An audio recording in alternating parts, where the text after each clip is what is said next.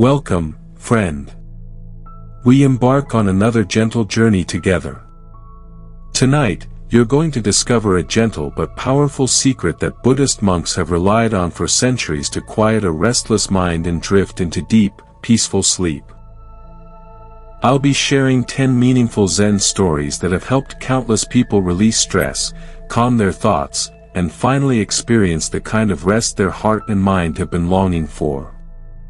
Each story holds a simple teaching, like a small key, that unlocks your mind's natural ability to let go of worry and soften into stillness. What makes this different from a typical sleep meditation is that these teachings can help anyone relax, even if you've never meditated before. Even if your mind tends to race at night. Even if you've tried many things already and nothing seemed to work. The Buddha once said, "Peace comes from within.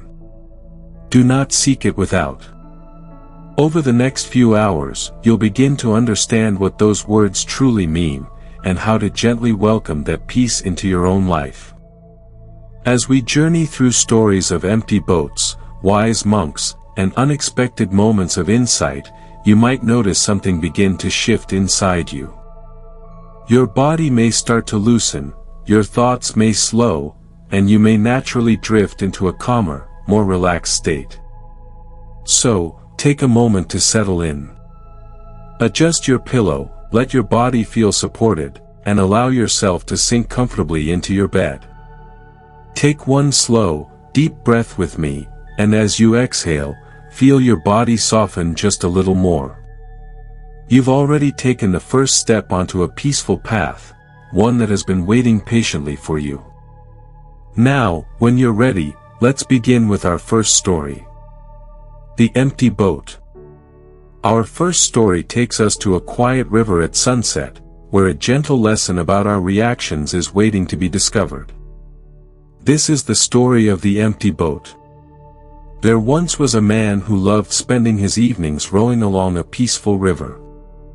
This time of day brought him great joy. The water was calm, the air was soft, and the golden light of the setting sun made everything feel serene and still. Being on the river was his favorite way to unwind and enjoy a moment of quiet away from the world.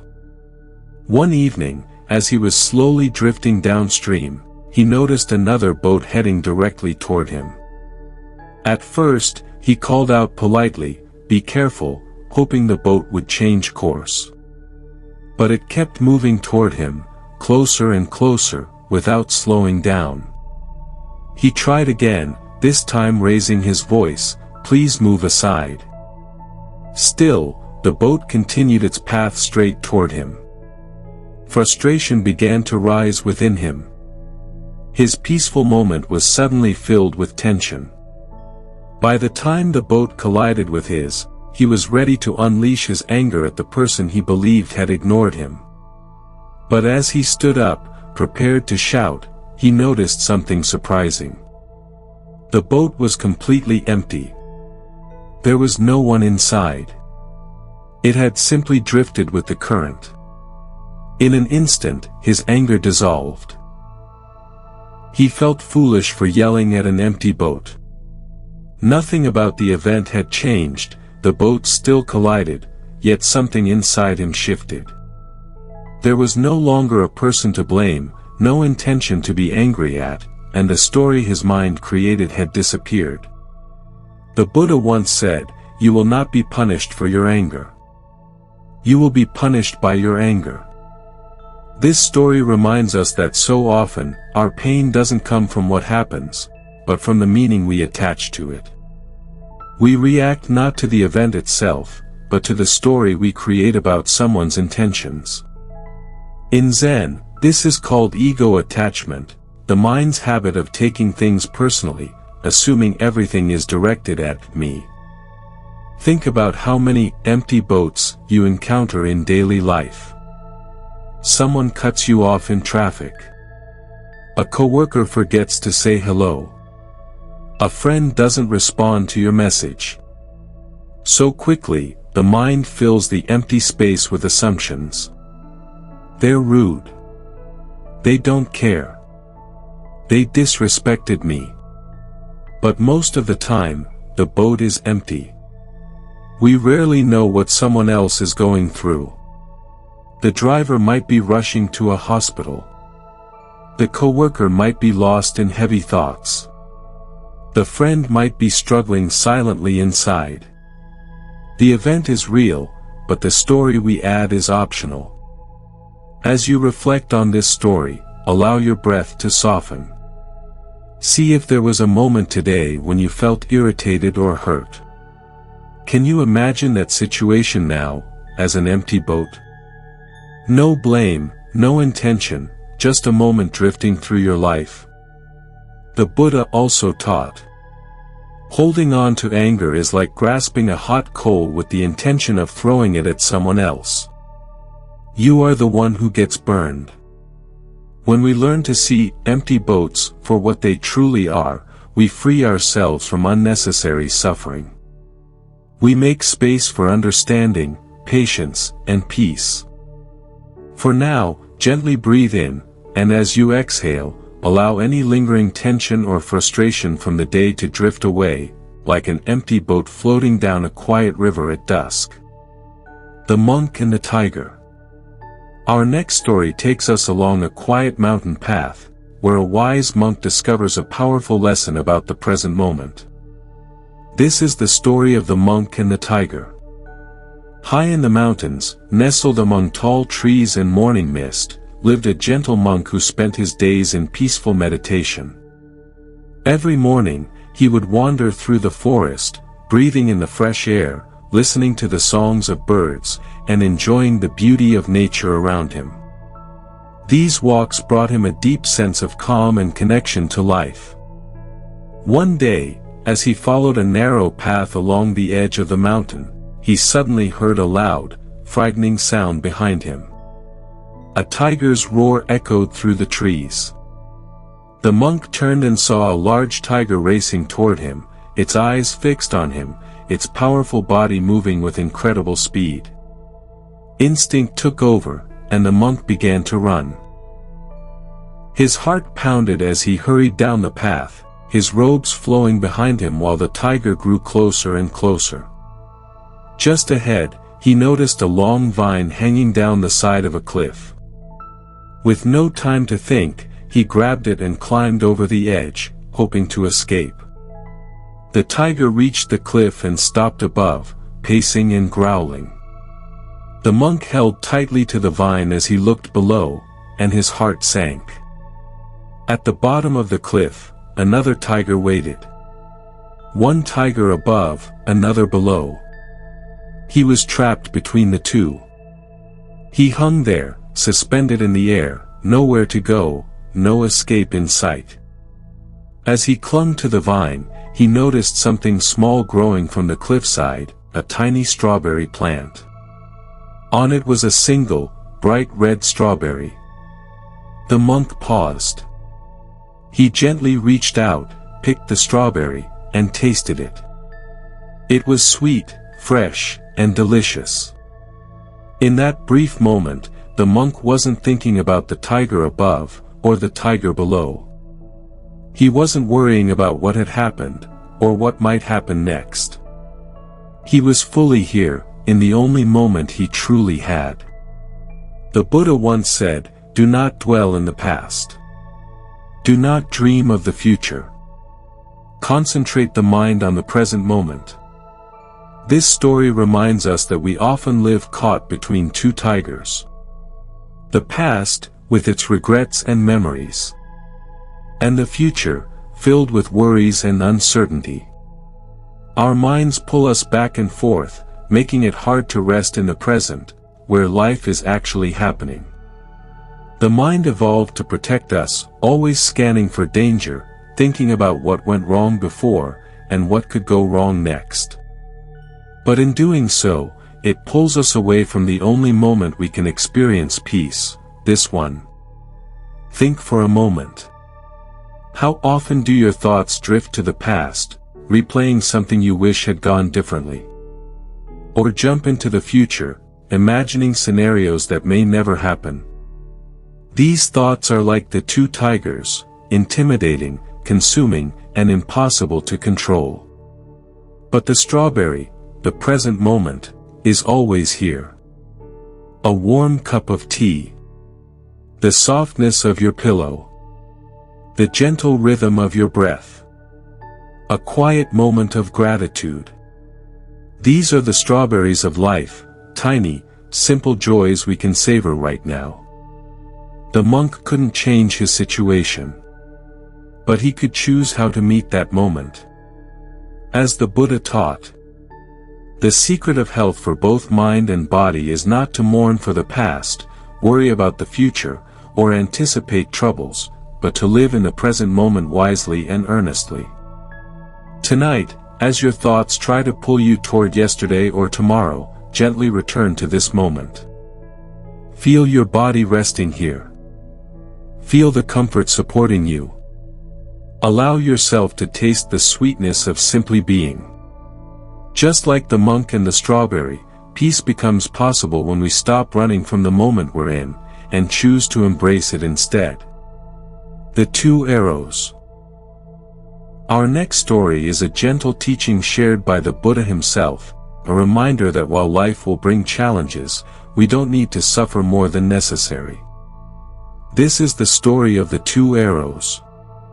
One afternoon, the Buddha was sitting with his disciples in a peaceful forest clearing. Soft sunlight filtered through the trees, and a gentle breeze carried the sound of birds singing nearby. It was a perfect moment for learning. A troubled disciple approached the Buddha and bowed respectfully. "Master," he said, "why do we suffer so much in this life? Pain seems to follow us wherever we go. How can we find peace when suffering is always present?" The Buddha listened with kind, understanding eyes. He knew this question lived in the hearts of many who sought his guidance. After a quiet moment, the Buddha spoke softly. "Imagine," he said, "that a person is struck by an arrow. It causes pain. The first arrow represents the unavoidable difficulties in life, illness, loss, disappointment, or emotional hurt. This pain is natural and cannot always be avoided." The disciples nodded. They understood that everyone, no matter how spiritual or wise, experiences pain. Then the Buddha continued, "But now imagine that the person is struck by a second arrow. This one is not from the outside, it is created by the mind. The second arrow is the anger, fear, worry, or resentment that we add to the first arrow. And unlike the first arrow, the second one is optional." The Buddha's words settled gently in the air. Pain is part of life. But suffering is what the mind adds on top of the pain. Instead of allowing the pain to pass, we hold on to it. We replay it, analyze it, resist it, judge it. And in doing so, we continue to hurt. The disciple asked, "Master, how do we avoid the second arrow?" The Buddha smiled gently. "By practicing mindfulness," he replied. "When pain arises, notice it without judgment. Acknowledge it. Allow it to be there without adding stories or resistance. When we accept the first arrow with compassion and presence, the second arrow does not need to strike." The Buddha once taught, "Pain is inevitable. Suffering is optional. Life will bring moments of sadness, loss, and discomfort, just as it brings joy, love, and beauty. But how we meet those moments determines whether we experience peace or suffering. Perhaps you felt a first arrow before. A disappointment, a harsh comment, an unexpected loss. And then the second arrow followed. I shouldn't feel this way. Why is this happening to me? This always happens. I can't handle this. That second layer of pain often hurts more than the situation itself. Just for a moment, take a slow breath in. And as you exhale, soften your shoulders. You don't need to deny pain to avoid suffering.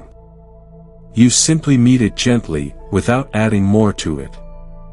As the Buddha said, what you think, you become. What you feel, you attract. What you imagine, you create. When we release the second arrow, the mental struggle, we begin to heal. We make space for understanding, compassion, and peace to unfold naturally. Tonight, if any thoughts or feelings arise that feel heavy or uncomfortable, you don't need to push them away. Just notice them kindly, like clouds passing across the sky. You can let the first arrow be what it is, and allow the second arrow to drift away. The mustard seed. Our next story is a touching reminder that no one walks through life without experiencing loss. Through this gentle teaching, we learn that understanding the universality of sorrow can help us find peace in difficult times. This is the story of the mustard seed. Long ago, there lived a young woman named Kisa Gautami. She was kind, loving, and devoted to her family. When she became a mother, her heart overflowed with joy for her only child, a beautiful baby boy. He was her world, and she cherished every moment with him. But one day, her son became very ill. Despite her care and prayers, the child passed away. Kisa's heart shattered. She could not accept what had happened. Overcome with grief, she held her son in her arms and walked from house to house, pleading for help. "Please, someone must know a remedy," she cried.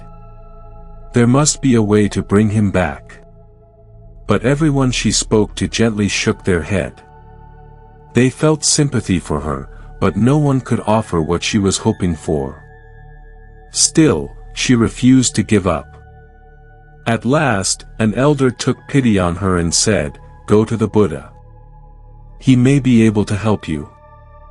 With a small spark of hope, Kisa went to the Buddha, laid her child before him, and begged through her tears, "Master, please, bring my son back. I cannot bear this pain." The Buddha looked at her with deep compassion. He understood her suffering. After a moment of silence, he spoke softly. "Kisa, I will help you. But first, you must bring me a single mustard seed." A mustard seed was simple enough to find, and Kisa felt relief.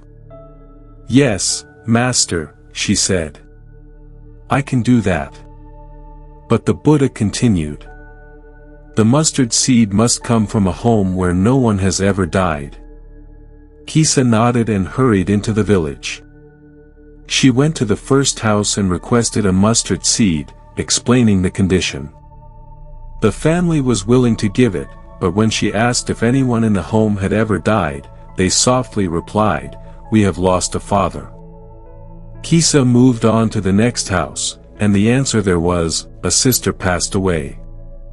At the next, "We lost a child."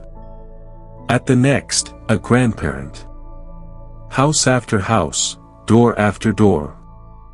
Every family had experienced loss.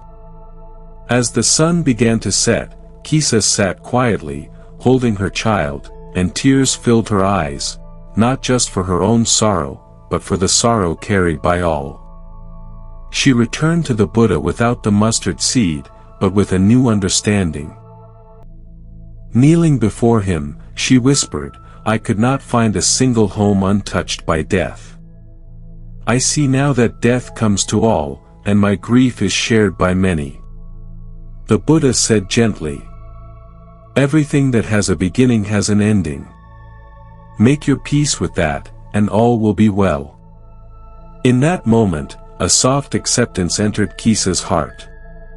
She buried her child with love, not from denial, but from understanding. She realized that clinging to what we cannot keep only deepens our suffering. This story reminds us of a truth we often resist. Everything in life is temporary, relationships, moments, even our own breath. It is because life is fragile that it is precious.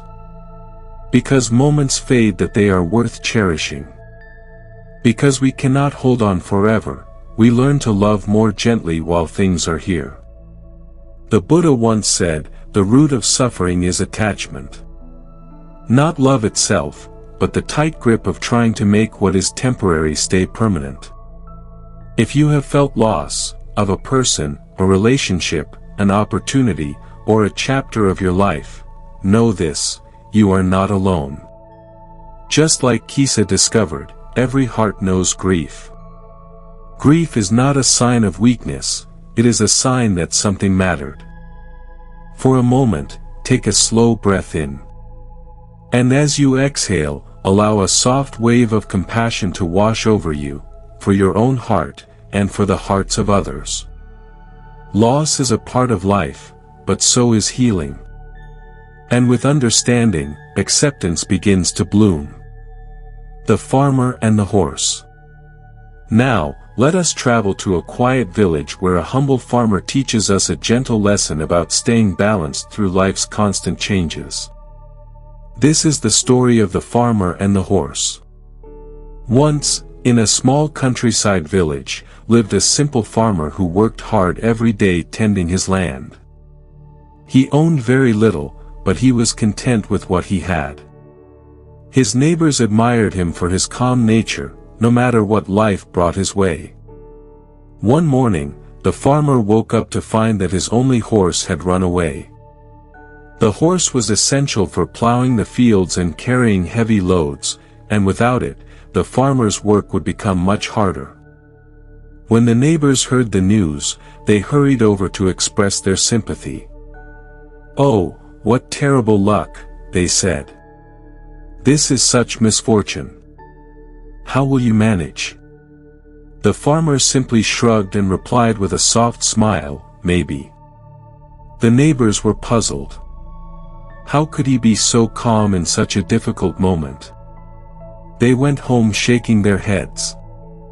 A few days later, to everyone's surprise, the horse returned. And it wasn't alone, it brought with it several wild horses from the hills. Now the farmer had not just one horse, but many. The neighbors rushed back again, this time filled with excitement. "How wonderful," they exclaimed. "What great luck! You are so fortunate now." Once again, the farmer replied gently, "Maybe." The neighbors were confused. Surely this was good news. Why didn't he celebrate? Still, they left without understanding. Not long after, the farmer's son decided to train one of the wild horses. While riding it, he was thrown off and fell badly, breaking his leg. The injury was serious, and he would not be able to help with the farm work for quite some time. The neighbors returned once again, this time with sympathetic voices. "Oh, what bad luck," they said sadly. "Your son is injured, and now you have no one to help you. How unfortunate." And as before, the farmer calmly replied, "Maybe." Weeks passed, and one day, the country was called to war. Soldiers arrived in the village to take all the young men to fight. Many families cried as their sons were taken away. But because the farmer's son had a broken leg, he was left behind and spared from the war. The neighbors came again and said, "How fortunate you are. Your son was saved. What wonderful luck." The farmer simply smiled and said once more, "Maybe." The Buddha once taught, nothing is permanent. Everything is subject to change. This story reminds us of that truth. Life is always shifting. What seems like misfortune in one moment may turn into a blessing later, and what seems fortunate may lead to challenges. We rarely see the full picture when we're in the moment. The farmer was not indifferent, he simply understood that life unfolds in ways we cannot predict. By not labeling each event as good or bad, he protected his peace. Our minds often rush to judge situations immediately. We crave certainty, control, and answers. But wisdom lives in the space where we allow life to show us what it truly is, without forcing meaning onto every moment. When we become attached to things going our way, we ride an emotional roller coaster of highs and lows. But when we meet life with openness and curiosity, like the farmer, we stay centered through the ups and downs. For a moment, let your breath slow. And allow your heart to soften. Think of something that happened recently, something you labeled as good or bad. Can you hold it gently now, without judgment? Can you whisper to yourself, maybe? Sometimes peace comes not from certainty, but from letting go of the need to define everything.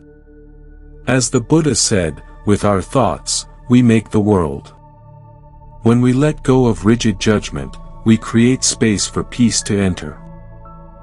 Tonight, you'll discover a powerful secret that Buddhist monks have used for centuries to quiet the restless mind and find deep, meaningful rest.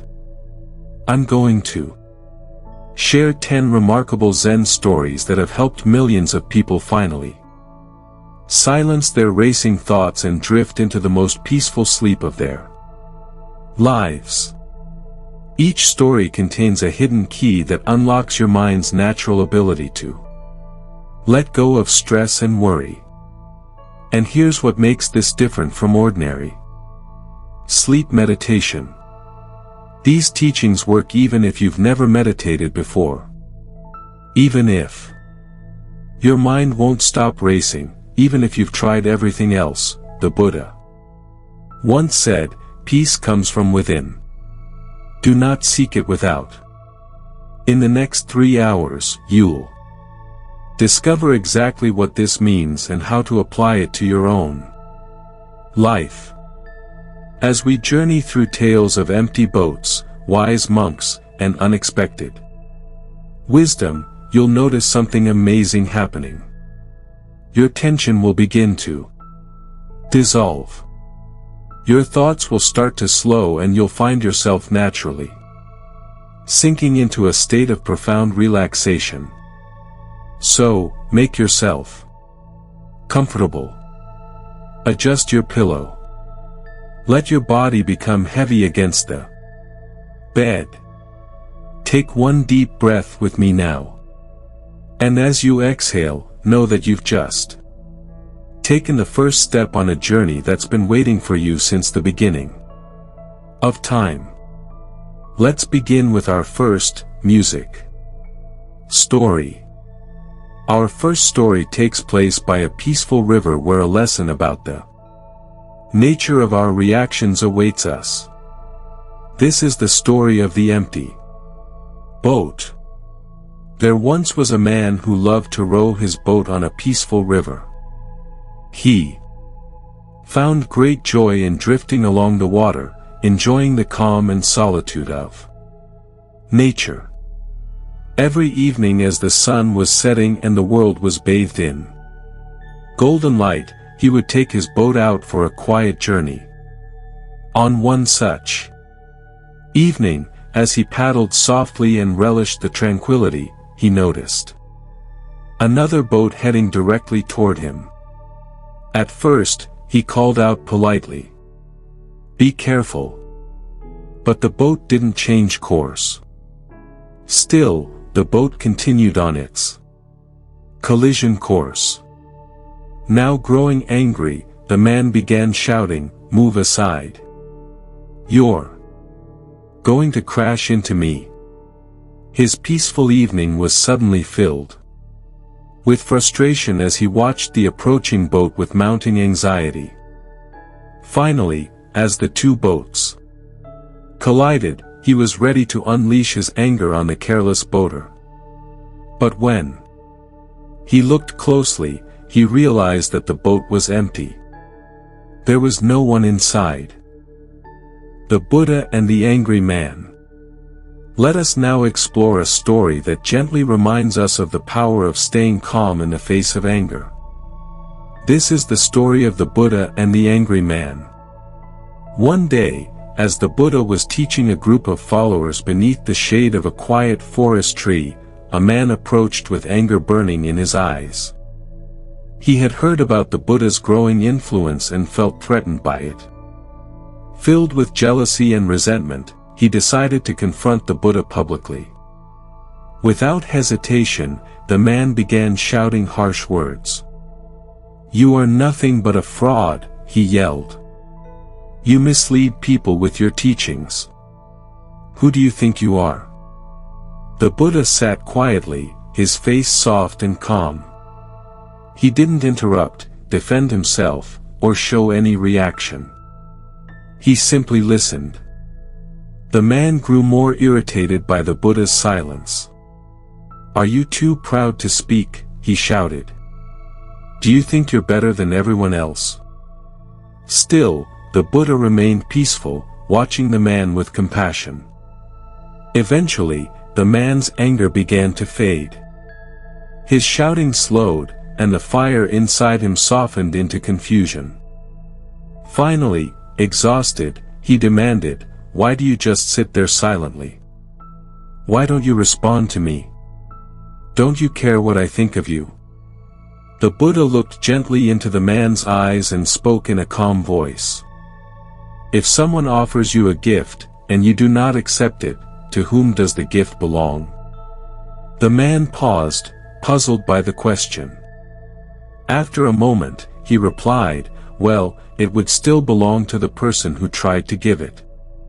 The Buddha nodded softly. "And in the same way, if you offer me your anger, and I do not accept it, then who does it belong to?" The man stood quietly, realizing what the Buddha meant. The Buddha continued, "When someone is filled with anger and tries to give it away, but no one accepts it, the anger returns to them. It is they who suffer. I choose not to take your anger." Hearing this, the man felt a wave of clarity. He suddenly understood that his anger had hurt no one but himself. He bowed his head and said softly, "Master, I see now that my anger has only brought me pain. How can I learn to be at peace like you?" The Buddha replied, "Anger is like holding a burning coal with the intention of throwing it at someone else. You are the one who gets burned. Let go of the coal. Let go of your anger. With mindfulness and understanding, peace will naturally arise." The man bowed deeply in gratitude. From that day on, he practiced the Buddha's teachings and learned to release anger with compassion.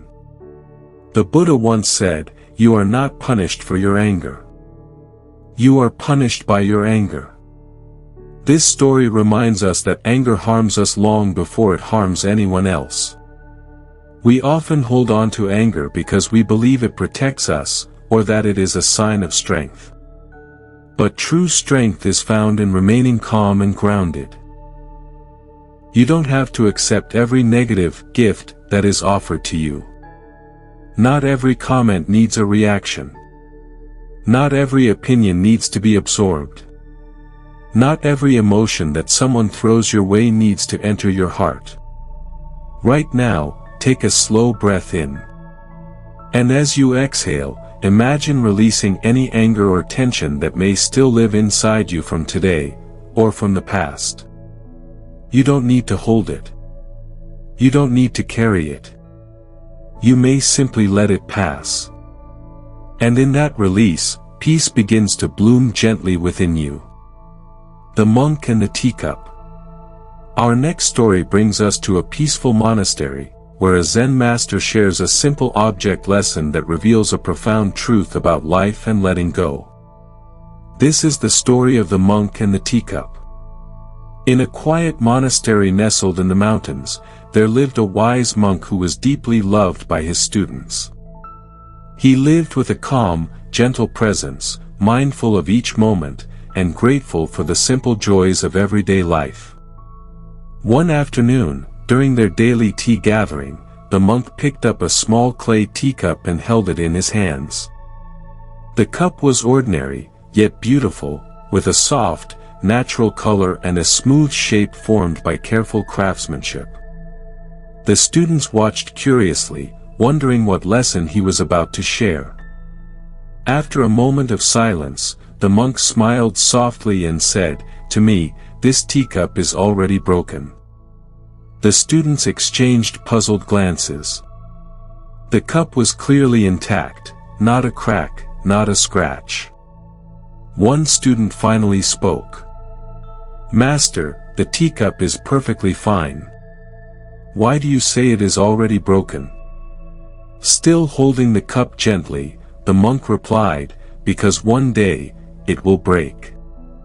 Maybe the handle will fall off, maybe it will slip from my hand, or maybe it will simply wear down over time. Knowing this, I can fully appreciate it now. I can enjoy drinking tea from it and feel grateful for it, without fearing the moment it will break." The students sat quietly, allowing his words to sink in. They began to understand that the monk wasn't talking only about a cup, he was speaking about life. He continued, "Everything we have in this life is like this teacup. It exists for a time, and then one day, it will be gone. When we accept this truth, we can love and enjoy what we have more deeply, without clinging to it, without fear of losing it." Another student asked, "Master, does this mean we should not care about the things or people we love because they will one day be gone?" The monk shook his head gently. "No. It means we cherish them even more. When we accept impermanence, we don't love with attachment, we love with appreciation. We love with presence. We no longer try to hold on tightly out of fear, but instead, we value each moment for what it is." The Buddha once said, "All conditioned things are impermanent. When one sees this with wisdom, one grows peaceful." This teaching asks us to see life as it truly is. Ever-changing, delicate, and temporary, and to soften our grip. We suffer not because things change, but because we expect them not to. Impermanence is what makes moments precious. It reminds us to enjoy the cup while it's still whole. To say, "I love you," while it can still be heard. To appreciate the sunrise while it's still painting the sky. Take a slow breath in. And as you exhale, notice something in your life, a person, a moment, a comfort, that you may have been holding tightly, afraid to lose. Can you gently loosen your hold, even just a little? Not to care less, but to appreciate more. When we accept that everything is already broken, we stop waiting for loss, and start embracing the beauty that is here now. In that acceptance, there is peace. The Buddha and the robe. One day, while traveling through villages to share his teachings, the Buddha met a wealthy merchant who wished to offer him a gift. The merchant approached with a beautifully woven, luxurious robe, made of the finest cloth. "Lord Buddha," he said with respect, "I offer this robe to you as a sign of my gratitude for your teachings." The Buddha looked at the robe with a gentle smile. He could feel the sincerity in the man's heart, yet he lived a simple life with very few needs. "Thank you," the Buddha said kindly, "but I cannot accept this robe. It is far too fine for a monk. I am content with the robe I already have." The merchant was surprised. "Master, I give this from deep respect," he said. "Surely you deserve the finest." The Buddha answered softly, "If you truly wish to honor me, give this robe to someone who needs it more. Find a person who is suffering from the cold and has little to wear. That will bring true joy and goodness." The merchant nodded, understanding the Buddha's heart. He later found a poor man in the village, shivering with barely enough clothing. When he gave the robe to him, the man's eyes filled with grateful tears. The next day, the merchant returned to the Buddha. "I did as you said," he shared. "And I feel a warmth in my heart I have never felt before." The Buddha replied, "Generosity brings happiness to the giver, to the receiver, and to all who witness it. True giving is not about offering what is luxurious or impressive, but giving where it is needed." The Buddha once said, "If you knew what I know about the power of giving, you would not let a single meal pass without sharing it in some way." Giving doesn't need to be grand or expensive. Sometimes the most meaningful gift is a warm smile, a listening ear, a kind word, or a moment of your time. Right now, take a gentle breath. And if it feels right, think of one simple way you could offer kindness to someone, not out of duty, but from the heart.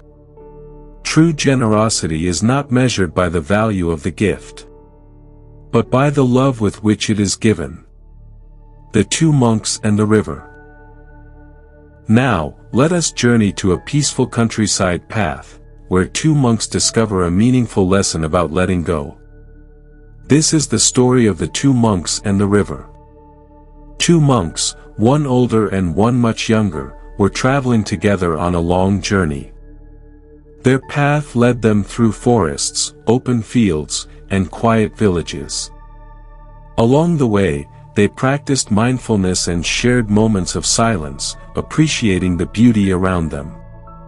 As they continued, they reached a riverbank. The river was flowing steadily, and the rain from the night before had made the water deeper and the current stronger than usual. Standing at the edge was a young woman dressed in fine clothing. She looked worried, unable to cross without soaking herself or risking being swept away. When she saw the monks, she approached them anxiously. "Please," she said, "I need to cross this river, but the water is too deep. Could one of you help me?" The younger monk immediately stepped back, remembering the strict rule that monks were not to touch women. He looked to the older monk, expecting him to refuse as well. But without hesitation, the older monk smiled gently, lifted the woman into his arms, and carried her safely across the river. He set her down on the other side, and she thanked him gratefully before continuing on her way.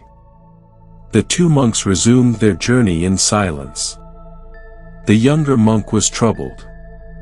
He couldn't stop thinking about what had happened.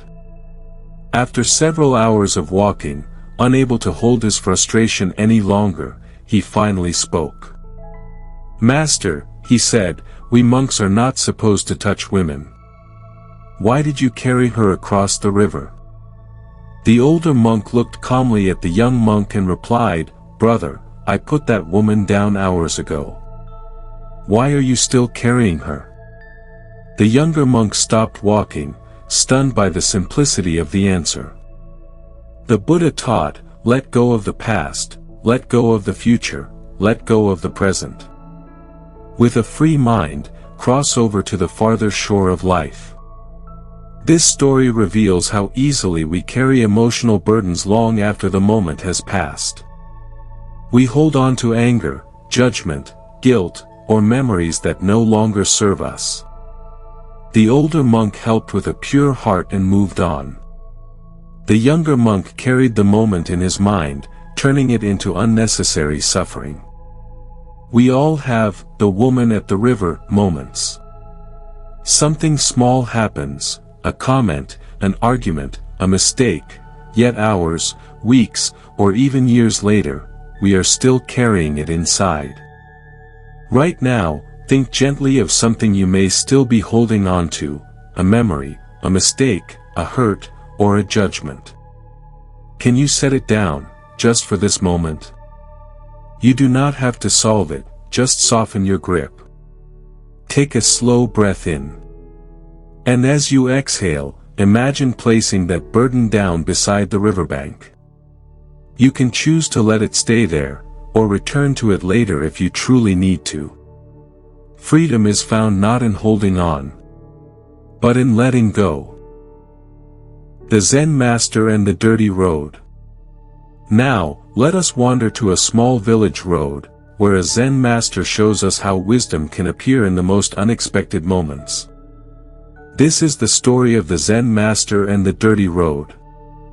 One afternoon, a Zen master and his young student were walking along a dirt road after heavy rain had turned the path into thick mud. As they walked, they noticed a well-dressed woman standing at the edge of the road, distressed. She was unable to cross without ruining her clothes. Seeing the two travelers, she called out impatiently, "You there! Lift me across. I cannot get my feet dirty." The young student was irritated by her tone. He felt she was rude and demanding, especially toward monks who lived simple lives. He expected the master to ignore her. Instead, the Zen master gently approached, lifted the woman into his arms, carried her across the muddy path, and set her down on the clean road. She gave a quick nod and hurried away without a word of thanks. The student couldn't believe it. For miles, he kept replaying the moment in his mind, feeling offended on behalf of the master. Finally, unable to hold his frustration, he said, "Master, why did you carry that woman? She was rude and disrespectful. She didn't even thank you." The master looked at him calmly and replied, "I carried her for only a moment, but you have been carrying her for hours." The student instantly understood. Just like the previous story, this teaching reminds us that carrying anger, resentment, or judgment harms only us. The event is long gone, yet the mind keeps reliving it, prolonging the suffering. The Buddha once said, "Holding on to anger is like drinking poison and expecting the other person to die." The Zen master chose kindness and let the moment go. The student carried resentment and struggled. In life, people may act rudely, speak harshly, or behave without gratitude. But their actions are theirs, not ours to keep within us. You cannot control how others behave. But you can choose what you carry inside your heart. Take a gentle breath. And with your exhale, allow any memory of someone's unkindness or ingratitude to loosen its grip. You don't need to hold it anymore. Letting go is not weakness, it is wisdom. It frees your heart to rest, and to heal. The moon cannot be stolen. Now, let us travel to a quiet mountainside, where a humble Zen master shows us a powerful lesson about inner freedom and true wealth. This is the story of the moon cannot be stolen. Deep in the mountains lived a Zen master named Ryokan. He lived a simple life in a small wooden hut, with only a few belongings. His days were spent meditating, writing poetry, caring for others, and appreciating the beauty of nature. Though he owned very little, his heart was full of peace. One evening, Ryokan returned home to find that someone had broken into his hut. The door was left open, and his few belongings were missing. There wasn't much to take, just a blanket, a bowl, a ladle, and a few simple items, but they were gone. Ryokan looked around his empty hut and sighed softly, not with anger, but with compassion. As he stepped outside, he noticed the thief running down the mountain path, clutching the stolen items. Instead of shouting or chasing after him, Ryokan gazed up at the night sky. The moon was shining brightly above the trees, soft and peaceful. In that quiet moment, Ryokan whispered to himself, "If only I could have given him the moon, for then he would have had the most precious gift of all." Ryokan sat down gently in the doorway of his hut, wrapped his arms around himself for warmth, and admired the moonlight. Despite losing his belongings, he felt no anger, no fear, and no sense of loss. His peace could not be taken from him. Later, he wrote in a poem, The thief left it behind. The moon at my window. The Buddha once said, "Contentment is the greatest wealth." This story reminds us that real richness has nothing to do with possessions. You can lose objects, money, or even status, but no one can steal your inner peace, your kindness, or your wisdom, unless you give it away. True wealth lives in the heart, not in what we own.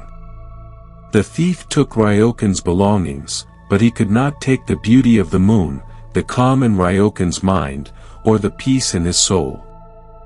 We often hold tightly to material things, believing they bring security or happiness. But anything external can disappear at any time. When we release our attachment to possessions, we discover a deeper kind of freedom, one that cannot be taken from us. Take a gentle breath in. And as you exhale, imagine letting go of the need to hold so tightly to things outside of you. Your real treasure is your inner calm, your compassion, and the peace you nurture within.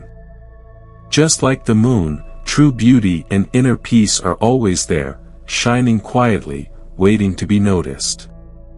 The stonecutter. Now, let us journey to a bustling village where a hard-working stonecutter learns an important truth about desire and self-acceptance.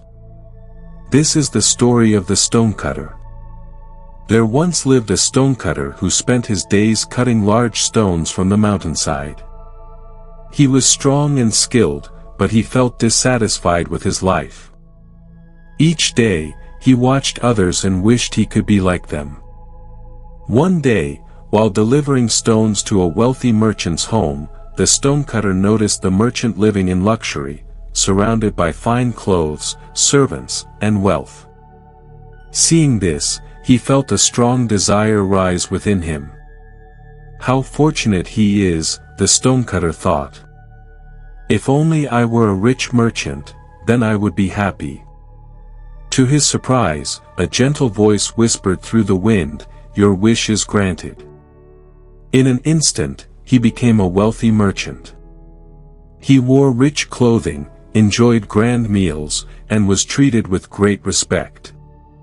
At first, he felt joyful. But soon, he saw the king passing by, with even more power and admiration from the people. The stonecutter thought, "The king is far more powerful than I. If only I were a king, then I would be truly happy." Again, the voice whispered, "Your wish is granted." He became a king, commanding armies and receiving endless praise. Yet one hot summer day, he felt the sun's heat beating down upon him and realized the sun was more powerful than any king. If only I were the sun, he thought, then I would be the most powerful of all. Your wish is granted. He became the sun, shining brilliantly across the sky. But soon, a cloud drifted in front of him, blocking his rays. He realized the cloud had power over the sun. If only I were a cloud. Your wish is granted. He became the cloud, drifting freely, bringing shade and rain. But then, he saw the wind blowing him across the sky, pushing him where it wished. The wind is stronger than I. If only I were the wind. Your wish is granted. As the wind, he roared across the land with great force. But suddenly, he came upon a large rock that he could not move, no matter how hard he blew. That rock is stronger than I. If only I were a rock. Your wish is granted. He became a massive stone, solid and unmovable. But as he sat firmly on the mountain, he heard a familiar sound, the sound of a hammer and chisel. A stonecutter was carving pieces from him. He suddenly understood. The stonecutter was more powerful than the rock. And in that moment, he wished simply to be himself again, the stonecutter. Your wish is granted. He opened his eyes and found himself once again standing by the mountainside, chisel in hand, feeling the sun on his face. But now, he felt content and at peace. He realized he already had everything he needed to be happy. The Buddha once taught, the greatest wealth is to be content with little.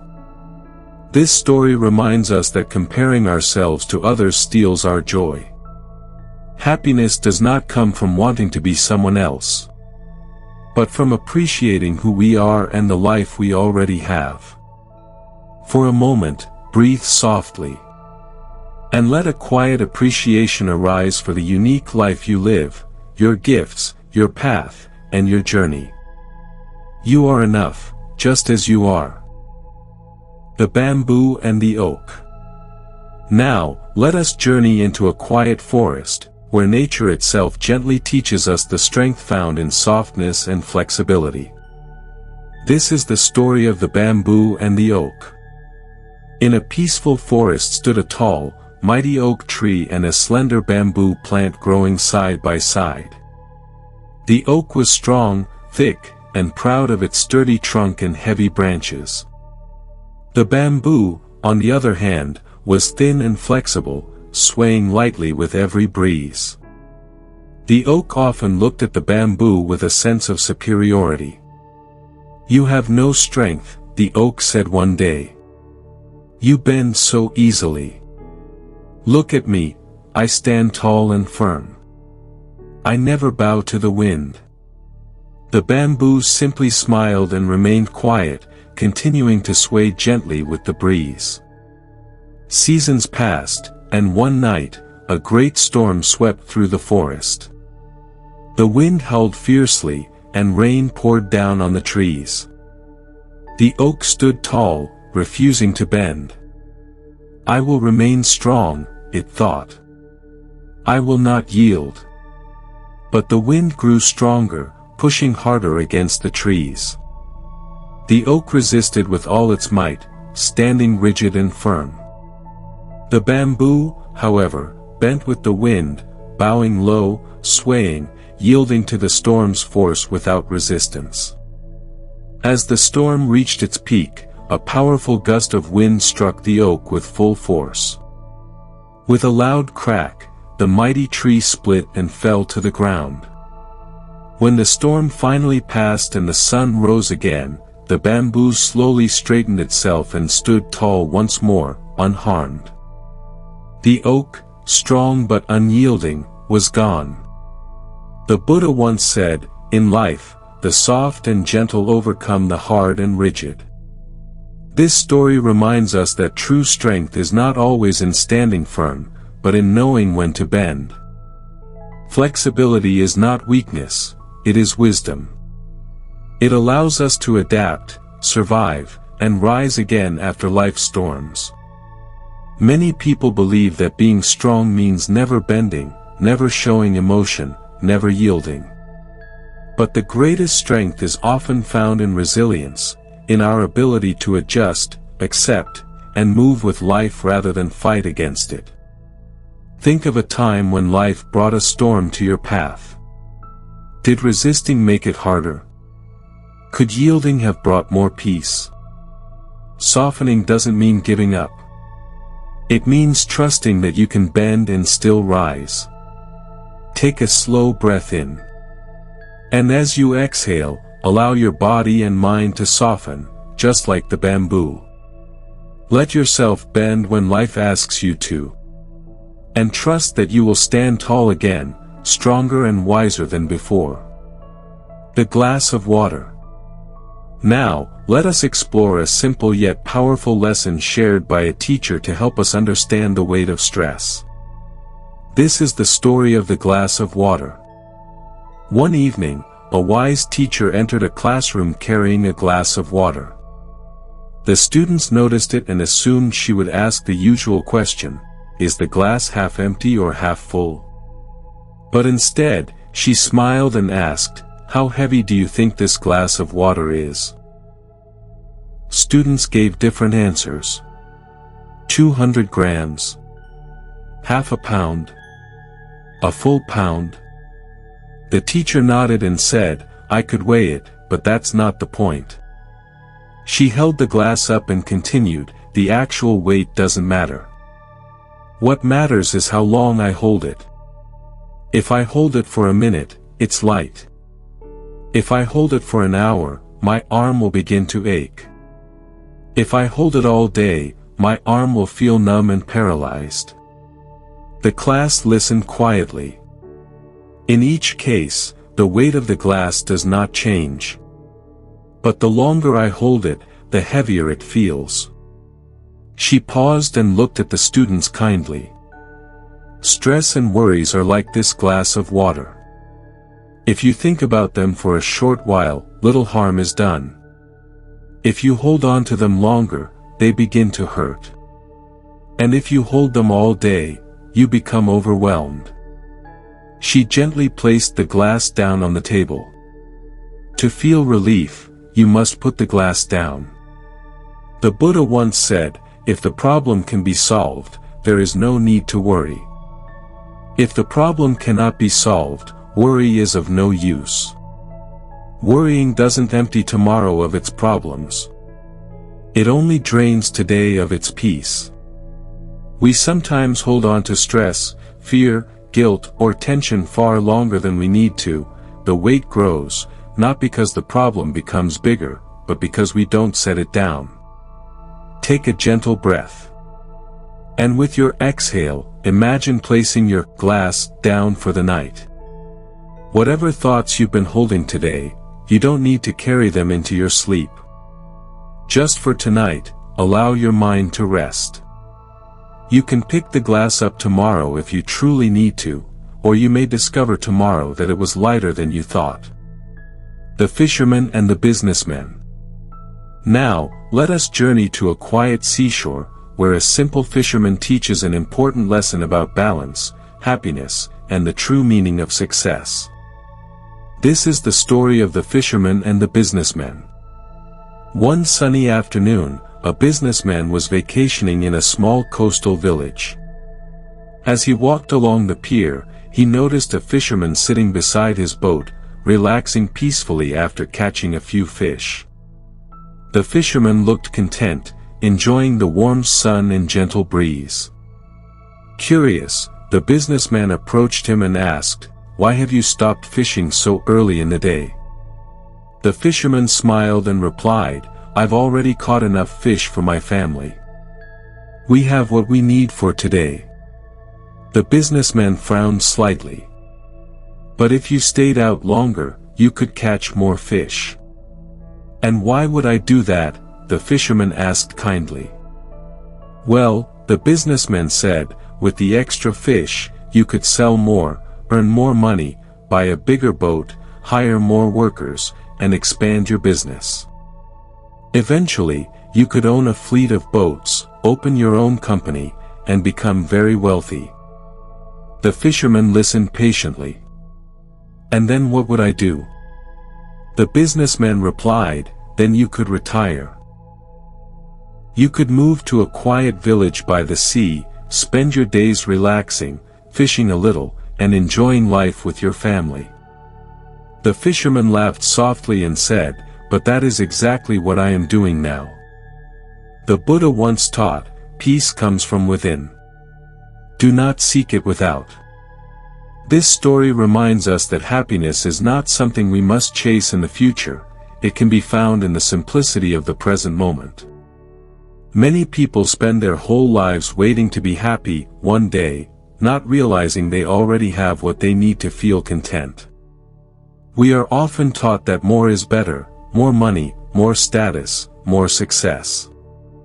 But the fisherman understood something very precious: having enough, valuing what he had, and making time for what truly mattered. Take a slow breath in. And as you exhale, allow yourself to feel the simplicity of enough. Success is not measured by how much we accumulate, but by how peacefully and joyfully we live. Sometimes, the life we dream of after years of striving is already within reach right now. The Wise Woman's Stone. Now, let us explore a story that reminds us of the difference between outer wealth and inner richness. This is the story of the wise woman's stone. A wise woman was traveling through the mountains when she found a precious gemstone along the path. She picked it up and slipped it into her bag. Later, she stopped near a river to eat, when a tired traveler approached her. The traveler noticed the jewel as the woman reached into her bag for food. His eyes widened. He knew the stone was extremely valuable, enough to provide a lifetime of comfort. With hope in his voice, he said, "Please, may I have that stone?" The wise woman looked at him kindly, reached into her bag, and handed the stone to him without hesitation. The traveler could hardly believe it. Filled with joy, he thanked her and hurried away, imagining all the things he could now do, everything he could buy, everything he could change about his life. But as night approached, the man sat alone by the fire. Though the stone brought him security, something inside him didn't feel settled. He found himself unable to sleep. He realized that, despite having the most valuable object, the woman possessed something far greater, the ability to give it away so freely. The next morning, he returned to find her. He held out the gem and said, "I don't want the stone back for its value. I want what you have inside you, the strength that allowed you to give it away." The Buddha once said, "A generous heart, kind speech, and a life of service and compassion are the things that renew humanity." This story reminds us that wealth is not measured by what we keep, but by what we are willing to give. The wise woman had something the traveler did not, inner abundance, the kind of richness that comes from trust, generosity, and a peaceful heart. Take a gentle breath. And as you exhale, feel the quiet richness that already lives inside you, your kindness, your compassion, your ability to give love. These are treasures that never run out.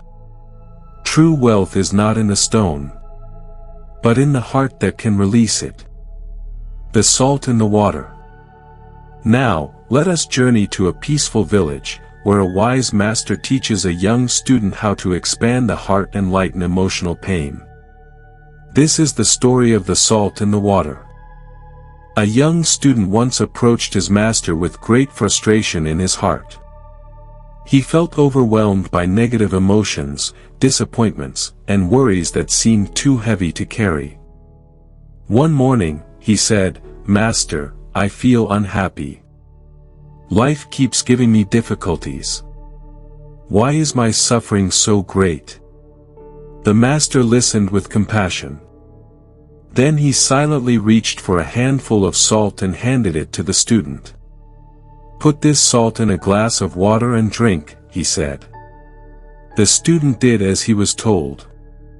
He took a sip and immediately spit it out. "Master, this water tastes bitter." The master smiled gently and replied, "Yes. Now follow me." They walked together to a nearby lake. The morning air was fresh, and the water of the lake shimmered under the sunlight. The master asked the student to throw the same handful of salt into the lake. The student did so, and the master said, "Now drink from the lake." The student cupped his hands, sipped the water, and smiled softly. "This tastes fresh, it's not bitter at all." The master looked into the student's eyes and said with warmth, "The salt is the same. But the container you drink it from makes all the difference. Your suffering is like that salt, concentrated and strong. Instead of making your heart small like a glass, make it as wide as the lake. Expand your heart, and the suffering will lose its bitterness." The Buddha taught, a generous heart, kind speech, and a life of compassion bring happiness to oneself and others. Pain is a part of life, we cannot avoid it completely. But when our heart is small and closed, even a little pain feels overwhelming. When our heart grows large, open, and compassionate, the same pain becomes easier to carry. How do we expand the heart? Through kindness. Through gratitude. Through understanding.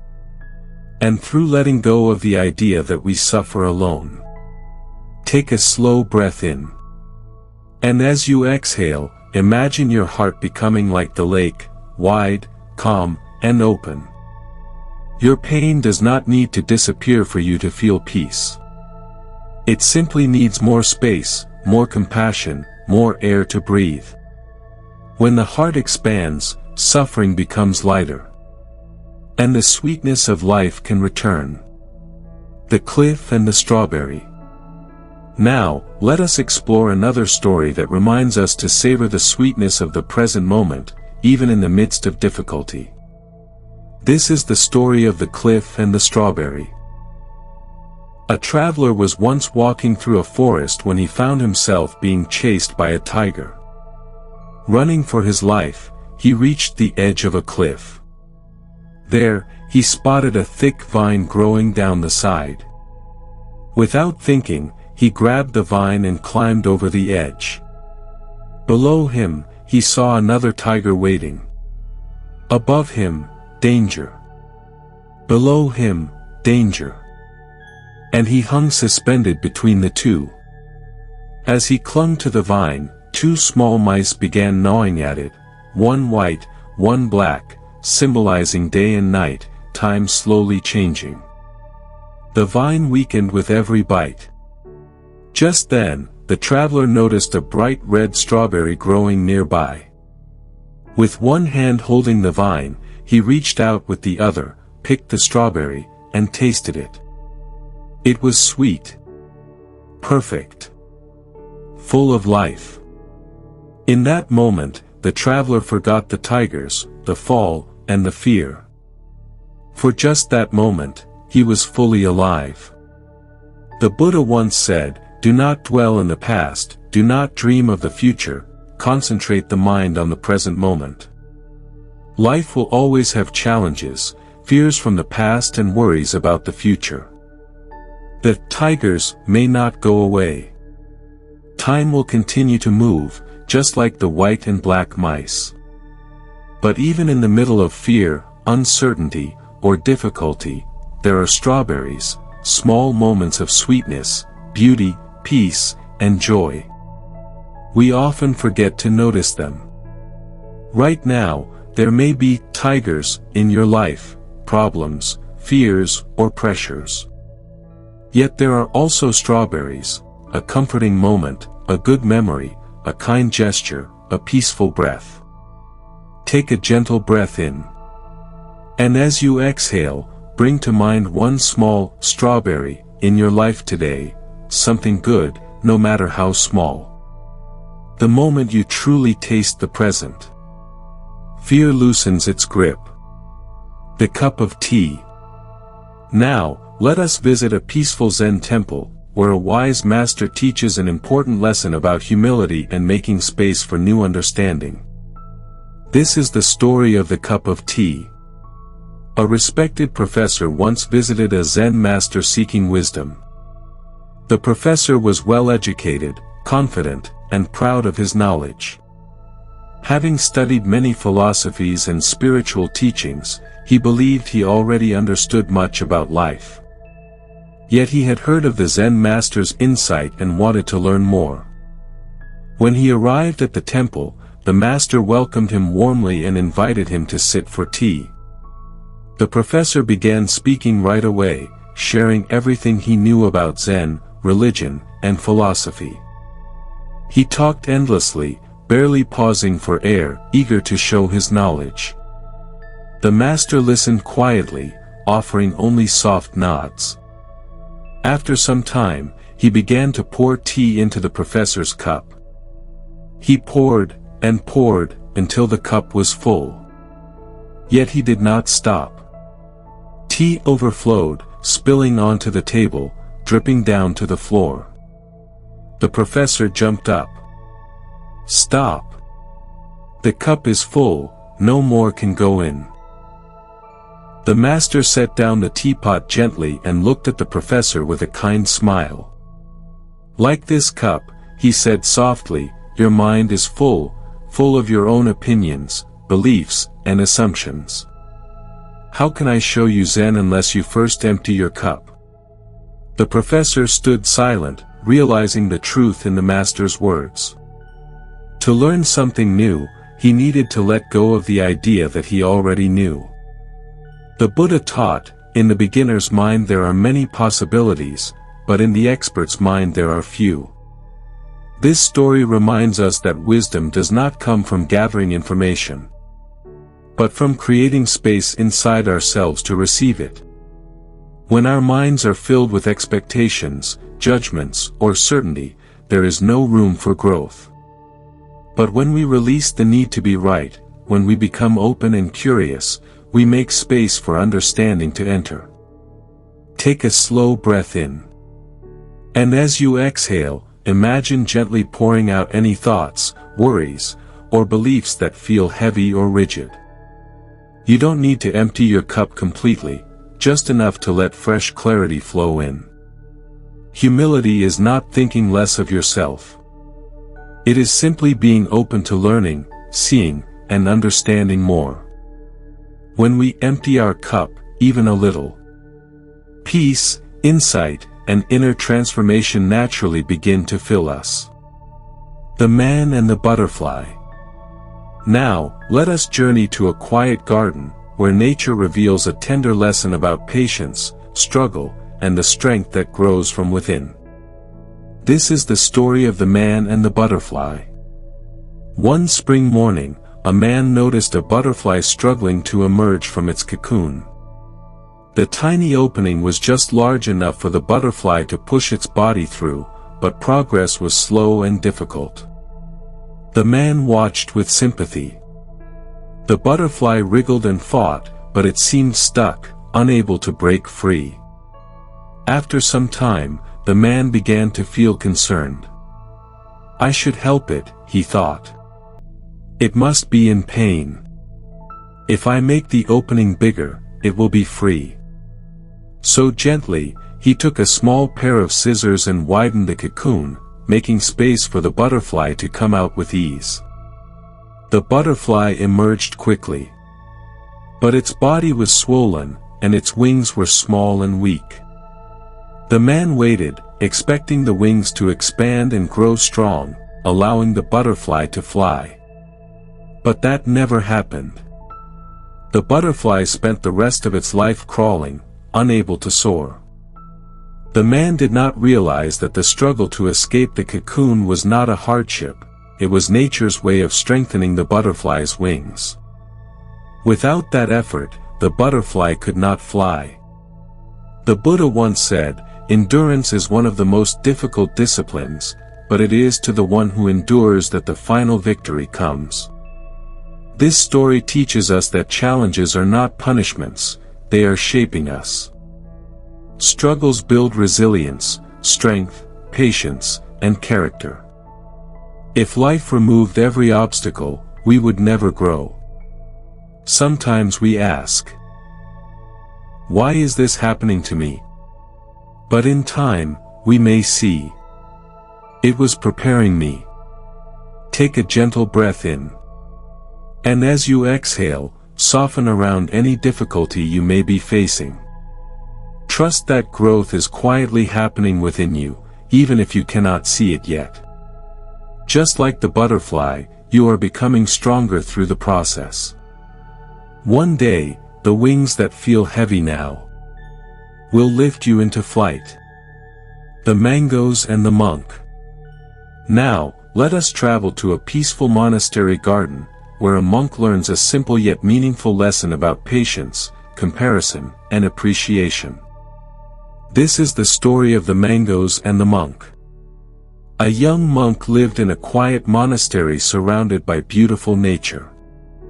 There was a large mango tree growing near the temple, and it produced the sweetest mangoes in the region.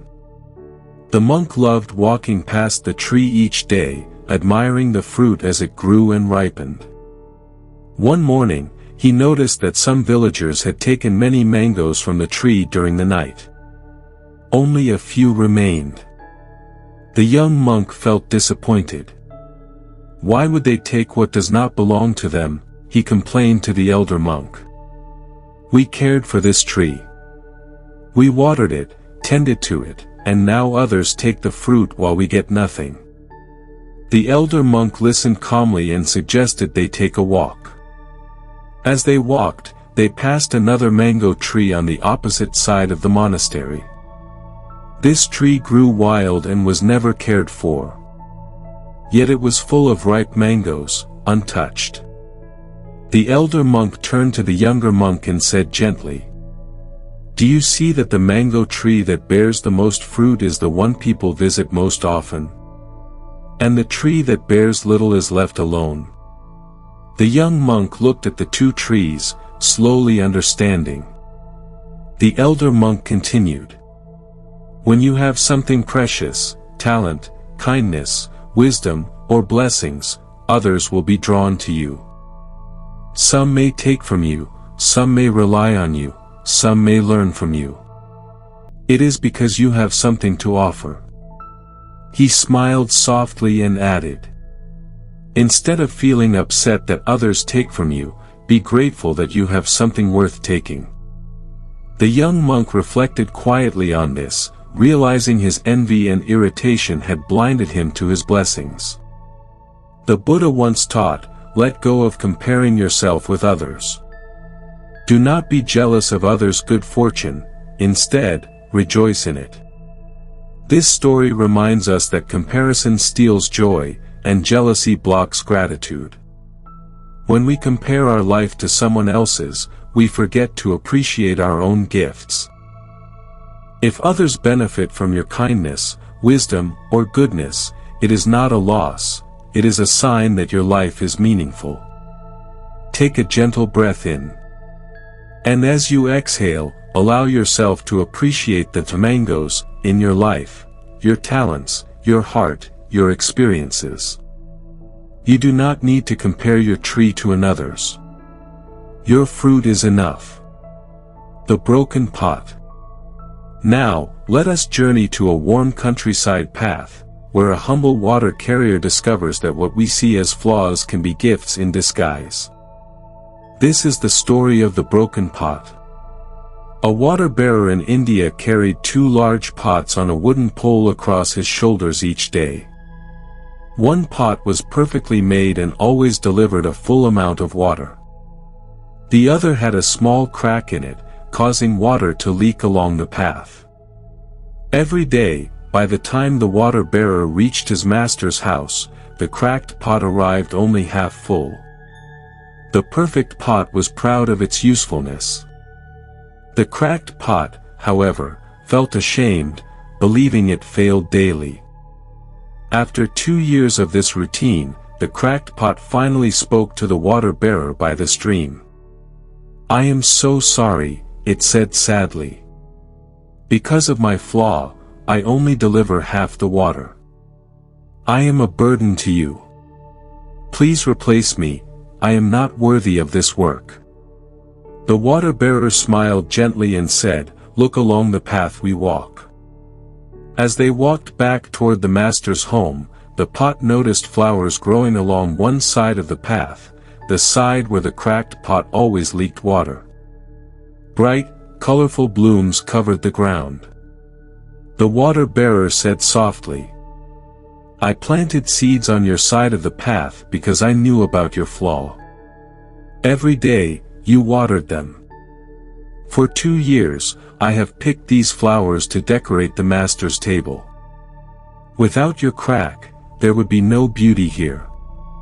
The pot was silent, its heart filling with gratitude instead of shame. The Buddha taught, just as a candle cannot burn without fire, men cannot live without a spiritual life. In this context, our cracks become the openings through which light enters. This story reminds us that what we consider imperfections can create unexpected beauty. Our challenges, scars, and flaws often become the source of our compassion, our gifts, and our ability to touch others. Take a slow breath. And as you exhale, soften any self-judgment you may be holding. You are not meant to be perfect. You are meant to be real, human, and beautifully imperfect, just as you are. Your cracks are not your weakness.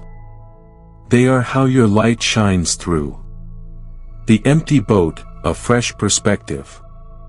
Now, let us revisit a familiar story from a slightly different angle, one that deepens our understanding of inner peace and emotional freedom. This is The Empty Boat, told with a fresh perspective.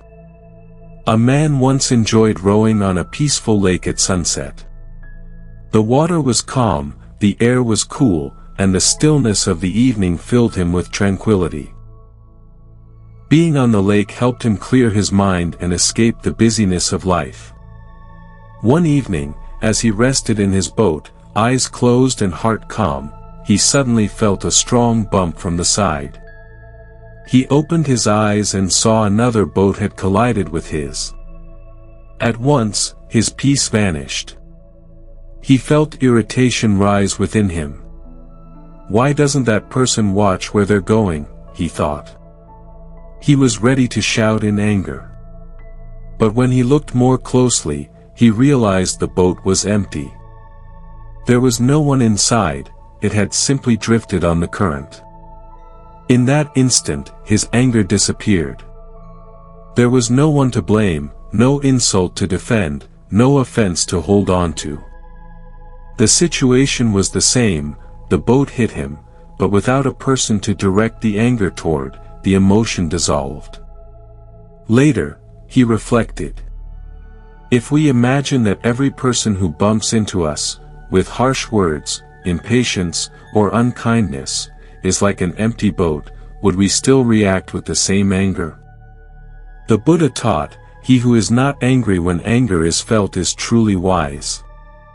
This story offers a doorway into emotional freedom. Most of the time, the impact in life is real, someone says or does something that disturbs us, but the suffering comes from the story we attach to it. He meant to hurt me.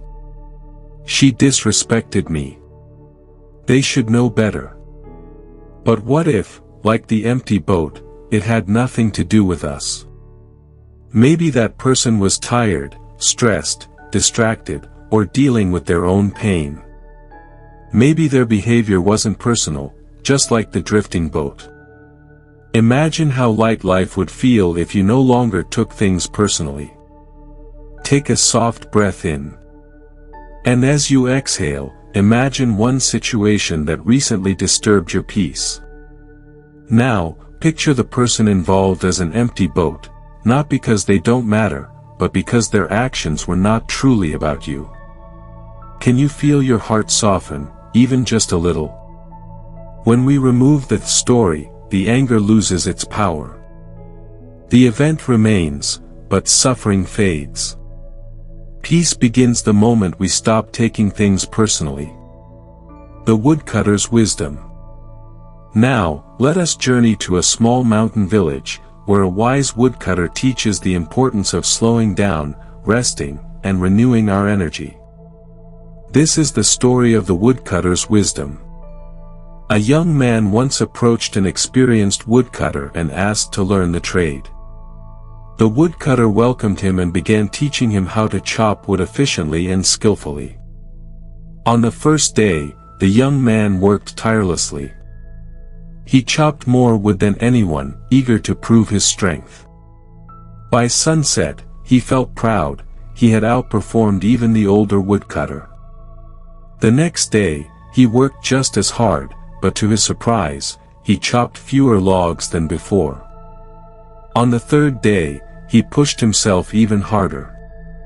He swung the axe from sunrise to sunset with fierce determination, yet produced even less than the previous day. Confused and frustrated, he approached the woodcutter. "I don't understand," he said. "I'm working harder every day, but I'm chopping less and less wood. How is it that you, working calmly and even taking breaks, always cut more than I do?" The woodcutter smiled gently and replied, "Did you take time to sharpen your axe?" The young man paused. No. I was too busy chopping wood. The woodcutter nodded. That is the difference. When you stop to sharpen the axe, the work becomes easier. When you rest, reflect, and renew your strength, your effort becomes effective. The Buddha once said, "Peace is the highest happiness." In our modern lives, many of us are like the young woodcutter, always pushing, always doing, always trying harder, believing that rest is wasted time. But exhaustion does not lead to success, clarity does. A quiet mind works better than a busy one. Your axe is your energy, your focus, your well-being. When you never rest, your inner blade becomes dull. Take a slow breath. And allow your body to soften. Rest is not a reward, it is a part of the work. Pausing is not falling behind, it is sharpening your inner tools. You deserve time to breathe, restore, and replenish your spirit. The Farmer's Luck, a deeper version. Now, let us revisit a story you may remember, this time, with a deeper layer of meaning that helps us soften our reactions to life's constant changes. This is the story of the farmer's luck. In a quiet village, there lived a humble farmer who owned a small piece of land and a single horse. He worked hard every day and lived a simple life with his son.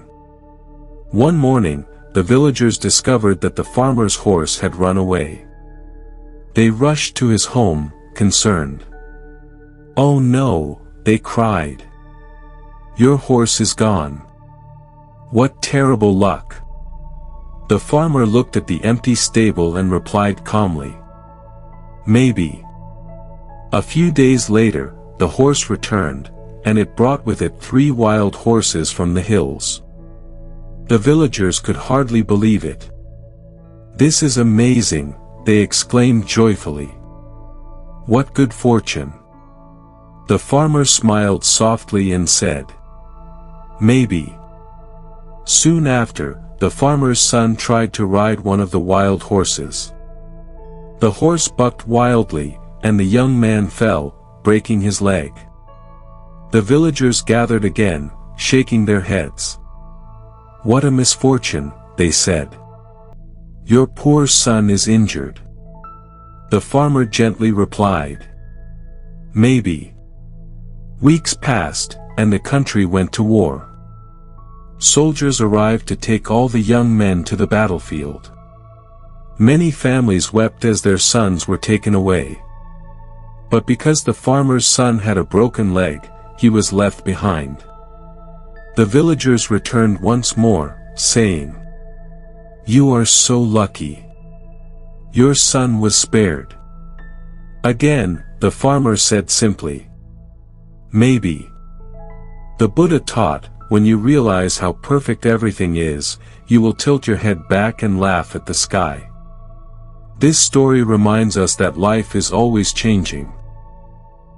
And our immediate judgments often blind us to the bigger picture. Something that appears bad today may lead to something meaningful tomorrow, and what seems good today may come with challenges later. The farmer's wisdom was not indifference, it was trust. He understood that life unfolds in mysterious ways, and that peace comes from not clinging too tightly to labels of good or bad. Take a gentle breath in. And as you exhale, allow your heart to soften toward everything that has happened in your life, even the moments that once felt unfair or painful. Can you look at your own past with the farmer's eyes? Is it possible that some difficult moments led to growth, wisdom, or blessings you could not see at the time? Life is not asking you to always be happy with what happens, but to stay open, to trust that there may be more to the story than what you can see right now. Maybe is not uncertainty, it is peace. It is the freedom that comes from not rushing to judge life as it unfolds. The bamboo cutter and the storm. Now, let us journey to a misty mountainside, where a bamboo cutter discovers the secret to inner calm during life's storms. This is the story of the bamboo cutter and the storm. A bamboo cutter lived in a small hut surrounded by a grove of tall bamboo. Each day, he worked peacefully, cutting only what he needed and respecting the rhythm of nature. He admired the bamboo for its grace, how it swayed with the wind instead of resisting it. One evening, dark clouds gathered, and the wind began to howl. A great storm was approaching. The bamboo cutter watched as trees outside began to shake violently. He hurried into his hut and sat by the window. Through the storm, he noticed something remarkable. The large trees, rigid and unbending, were snapping under the wind's force. But the bamboo bowed low, almost touching the ground, and then rose again when the storm eased. By morning, the trees were broken and scattered. But the bamboo stood tall once more. The Buddha taught, to understand everything is to forgive everything. The bamboo cutter realized that strength was not in resisting the storm, but in allowing it to come and go, without losing oneself in the wind. Life brings emotional storms, fear, anger, sadness, change. The mind wants to resist, to control, to stay rigid. But this only causes us to break under pressure. When we soften, breathe, and allow the moment to pass through us, we remain rooted, and we rise again. Take a slow breath. And as you exhale, let your body loosen, like bamboo swaying in the wind. Being soft does not mean being weak. It means trusting that you will stand again. There is strength in flexibility. And peace in letting life move through you rather than against you. The Lantern and the Blind Man. Now, let us journey to a small village road at night, where a simple exchange reveals a beautiful lesson about kindness and awareness. This is the story of the Lantern and the Blind Man. A blind man once lived in a peaceful village. Although he could not see, he walked the familiar streets with confidence, guided by his memory, awareness, and gentle steps. People in the village respected him, for he moved through life with calm dignity. One evening, the blind man was preparing to walk home after visiting a friend. It was late, and the night was dark. His friend handed him a lantern. "Here," the friend said kindly, "take this lantern with you so others may see you on the road." The blind man smiled softly and said, "But I cannot see the light. What use is a lantern to me?" His friend replied, "It is not for you to see. It is so others can see you. With this lantern, people will notice you and avoid bumping into you in the dark." Understanding this, the blind man accepted the lantern and began his walk home. As he moved through the village, he felt a sense of safety knowing the light would guide others. After some time, another traveler accidentally bumped into him on the path. The blind man was surprised and said, "Excuse me, can you not see this lantern I'm carrying?" The traveler replied gently, "My friend, your lantern has gone out." The blind man stood still, realizing the deeper lesson. The Buddha taught, if one speaks or acts with a pure mind, happiness follows like a shadow. This story reminds us of something profound. Even with good intentions, we must stay aware. A kind action done once is not enough, it must be maintained with mindfulness. The blind man accepted the lantern but did not check if the light remained alive. In the same way, we may start with good intentions, but if we lose awareness, the light can go out without us noticing. Love needs attention to stay warm. Kindness needs consistency to stay bright. Awareness keeps the light glowing. Take a slow breath in. And as you exhale, gently notice the lantern within you, your kindness, your patience, your presence. Is its flame bright at this moment? Flickering? Or in need of a little care? You do not need to judge, only to notice.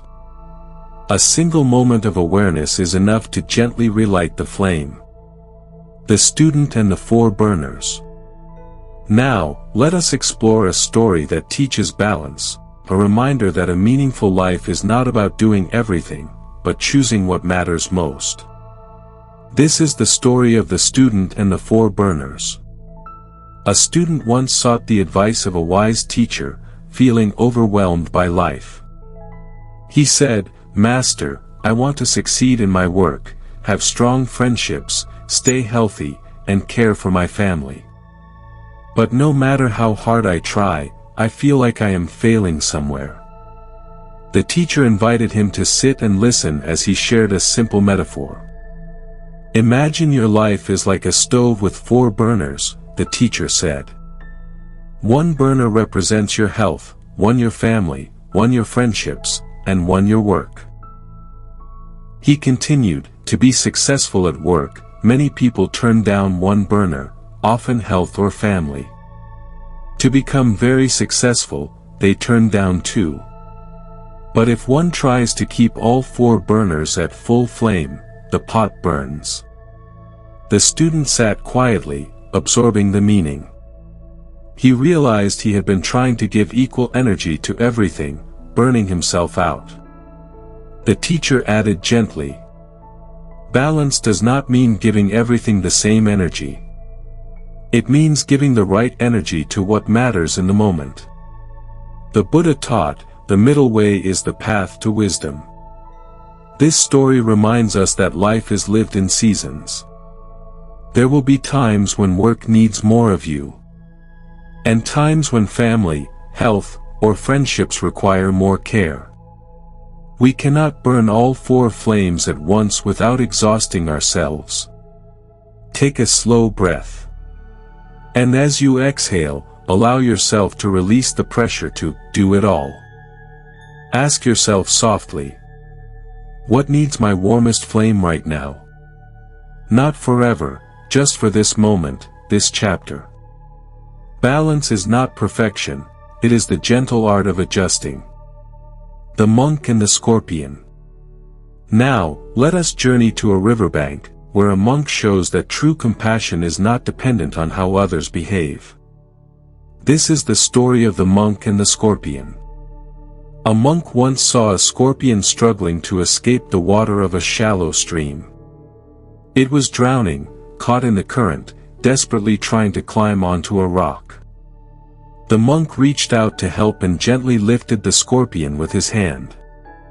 As he did, the scorpion stung him, and the monk pulled back in pain, but the scorpion fell into the water again. Without hesitation, the monk reached in a second time. Again, the scorpion stung him.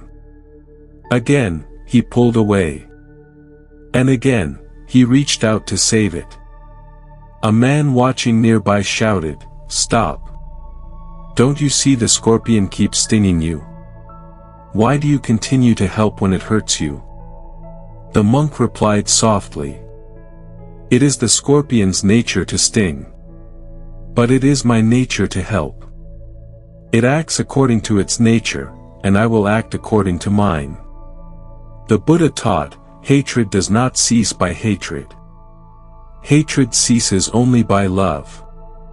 This story reminds us that we cannot control how others behave, only how we choose to respond. If someone acts with anger, cruelty, or fear, it does not mean we must mirror them. Compassion is not weakness, it is the courage to stay true to your heart, even when tested. Take a breath in. And as you exhale, feel the steadiness of your own nature, the goodness within you that no one else can take away. Remain who you are, even if others forget who they are. The burden of the stones. Now, let us walk along a quiet forest path, where a master teaches his students an unforgettable lesson about emotional burdens and the power of letting go. This is the story of the burden of the stones. A wise master once led a group of students on a journey through the mountains. Each student carried a small backpack filled with stones. At first, the students didn't question it, they assumed it was part of the training. As the hours passed, the weight of the stones began to grow more noticeable. The students grew tired, their shoulders aching, their steps heavier. By midday, the group stopped to rest near a flowing stream. One student finally gathered the courage to ask, "Master, why must we carry these heavy stones? They are slowing us down." The master smiled gently and said, "Put down your backpacks." The students immediately placed their bags on the ground and stretched in relief. The sudden lightness felt wonderful.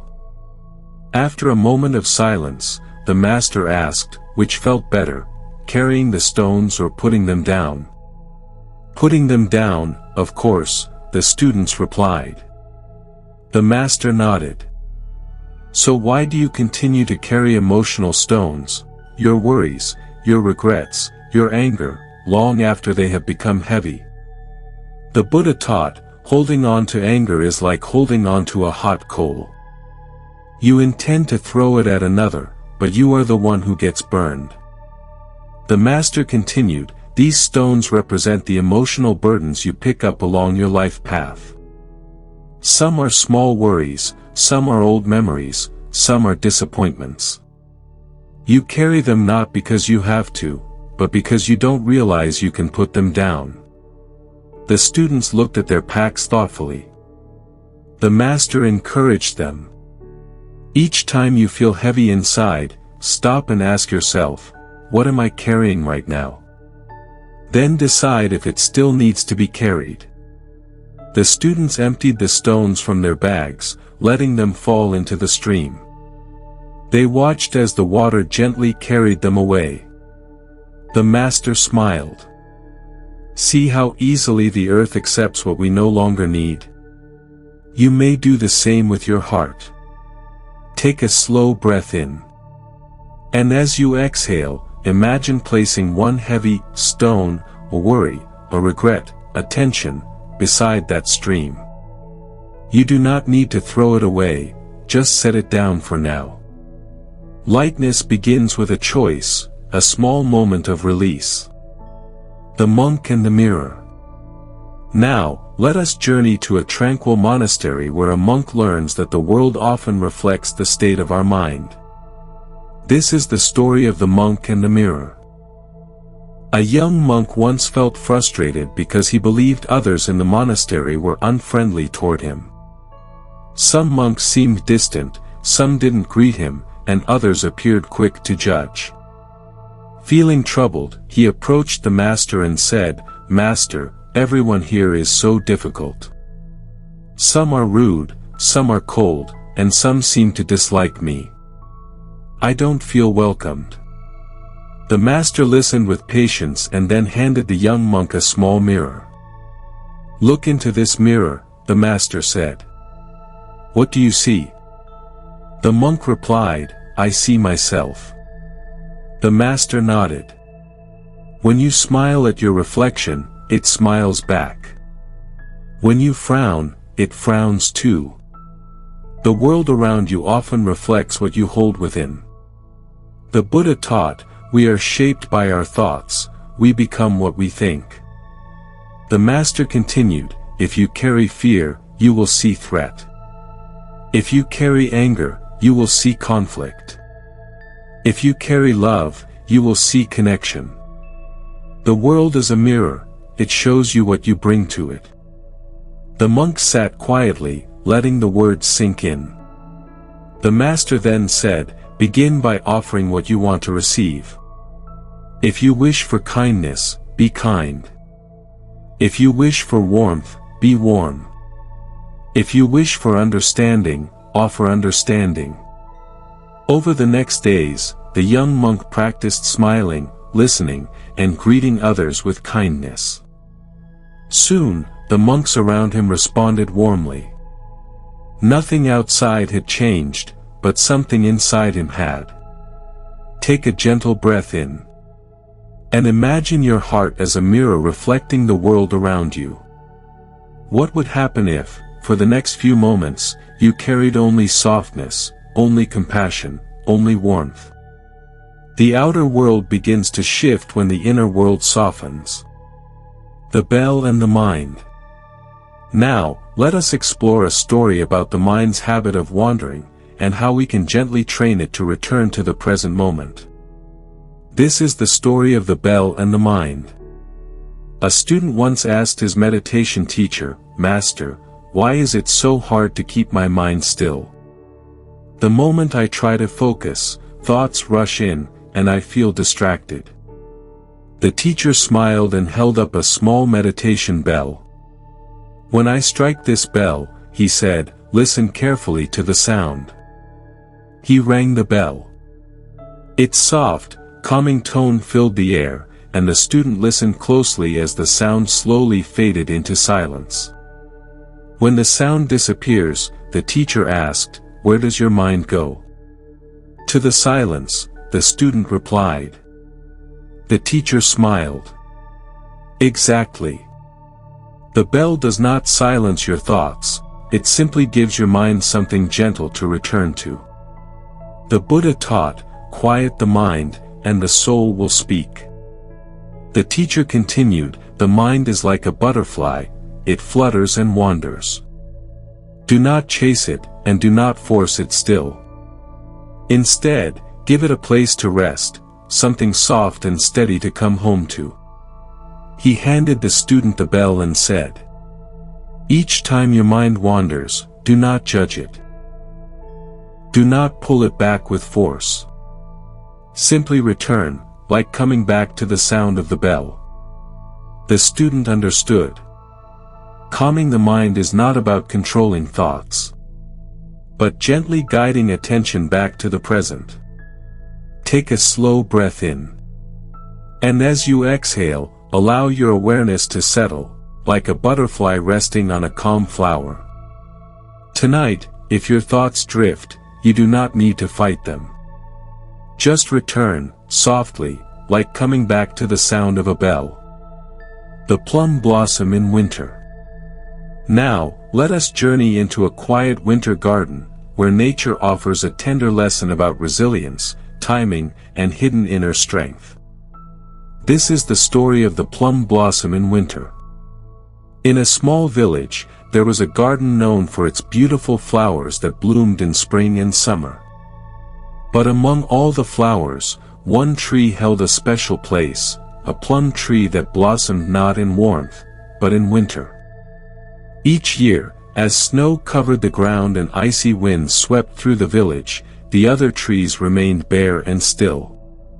But the plum tree, delicate and quiet, began to bloom. Soft pink blossoms opened against the frozen landscape. A young girl from the village often visited the garden. One winter day, bundled in warm clothing, she approached the plum tree and asked, "Why do you bloom now, when the world is cold and harsh? Why not wait until spring when the sun is warm?" The plum tree seemed to whisper in the wind, "If I waited for the perfect moment, the world would never see my flowers. Beauty can bloom even in hardship. Strength can grow even in the cold. The world needs warmth most when it is winter." The Buddha taught, in the end, only three things matter: how well you lived, how deeply you loved, and how gracefully you let go of the things not meant for you. This story reminds us that life does not need to be perfect for us to shine. We do not need ideal conditions to grow, heal, or offer our gifts. Some people bloom in spring, when life is easy and circumstances are kind. But others, like the plum blossom, bloom in winter, shining during difficult times, offering hope, courage, and beauty when the world needs it most. Take a gentle breath in. And as you exhale, soften any belief that you must wait to feel good, to grow, or to become who you wish to be. You do not need to wait for the right season. Your strength can bloom now, even if life feels cold or uncertain. And just like the plum blossom, your quiet resilience may inspire others, without you even knowing. The Wise Man and the River. Now, let us visit a flowing river, where a wise man teaches that peace arrives when we stop fighting against life and learn to move with it.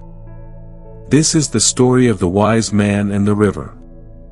A traveler once sought the guidance of a wise man who lived near a great river. The traveler said, "Master, my life feels difficult.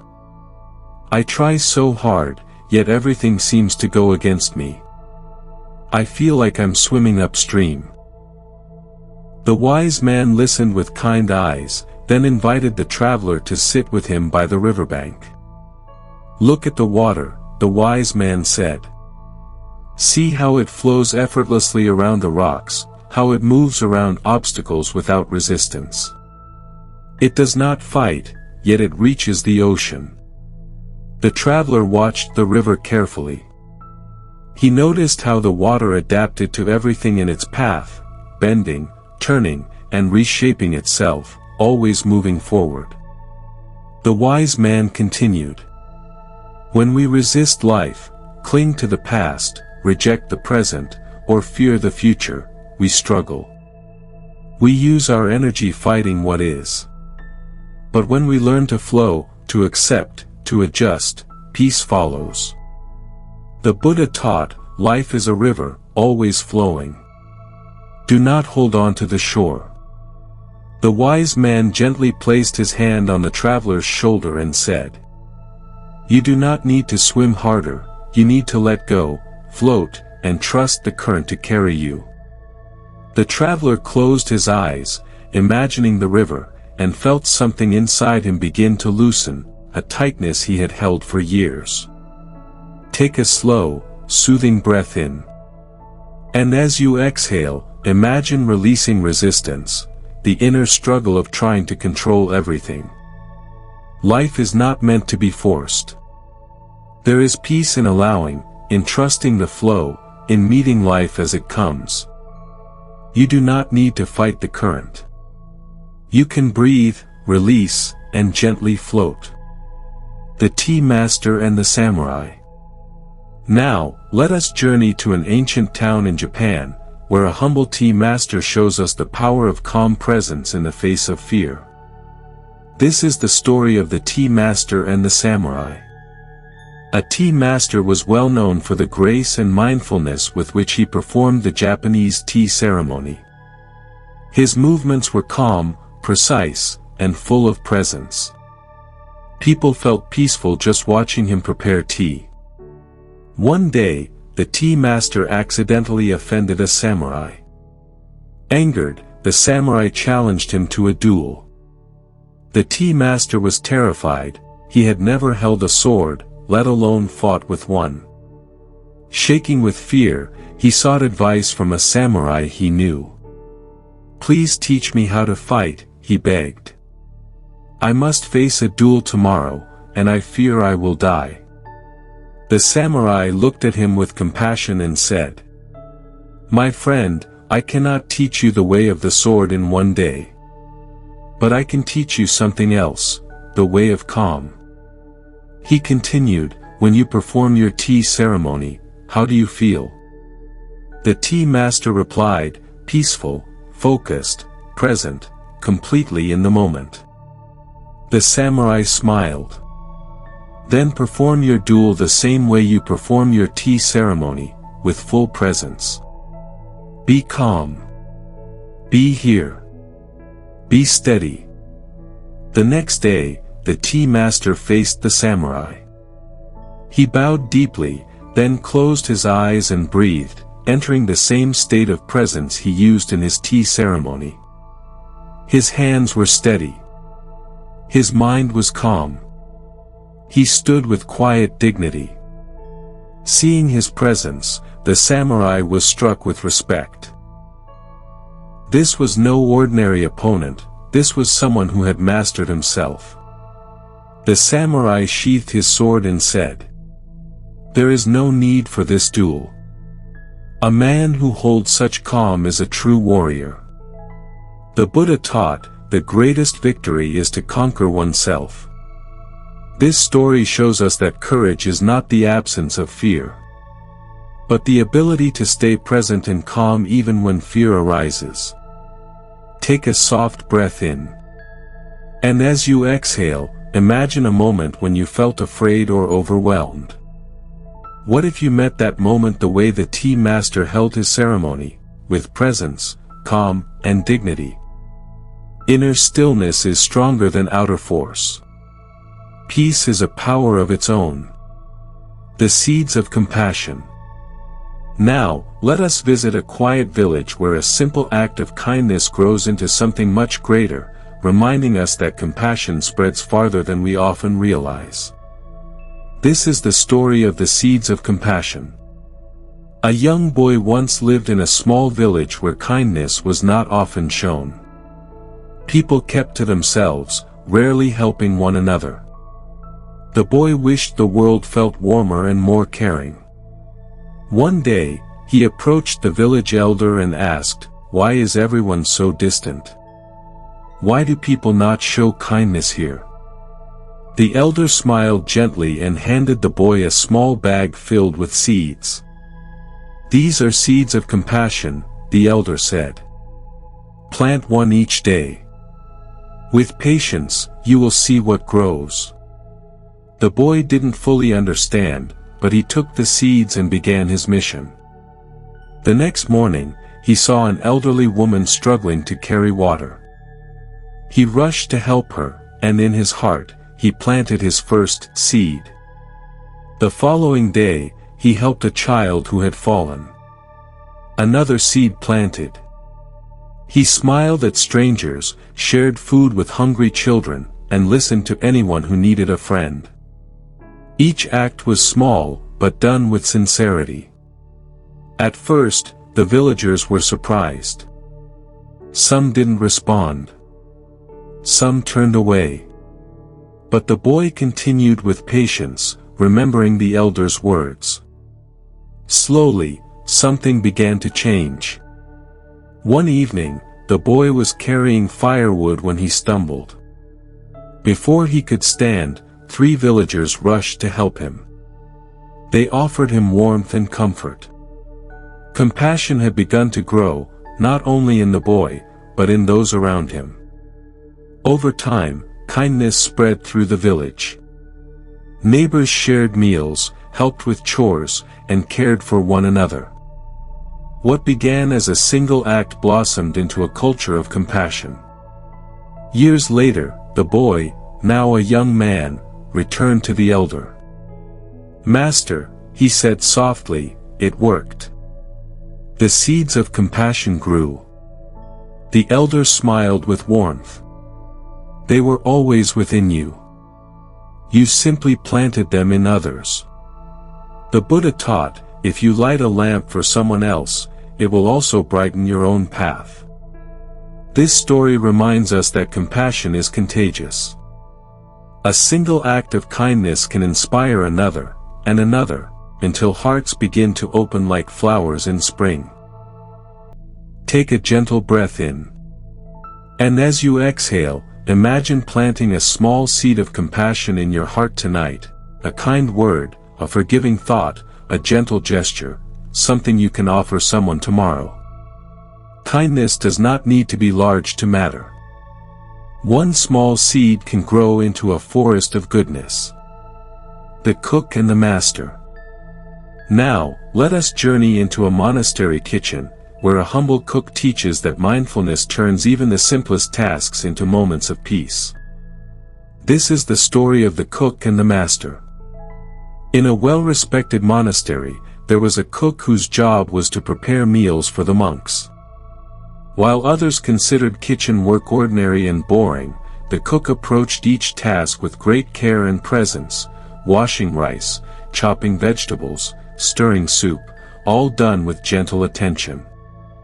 One day, a visiting monk noticed this and asked the master, "Why do you let such a wise cook work in the kitchen?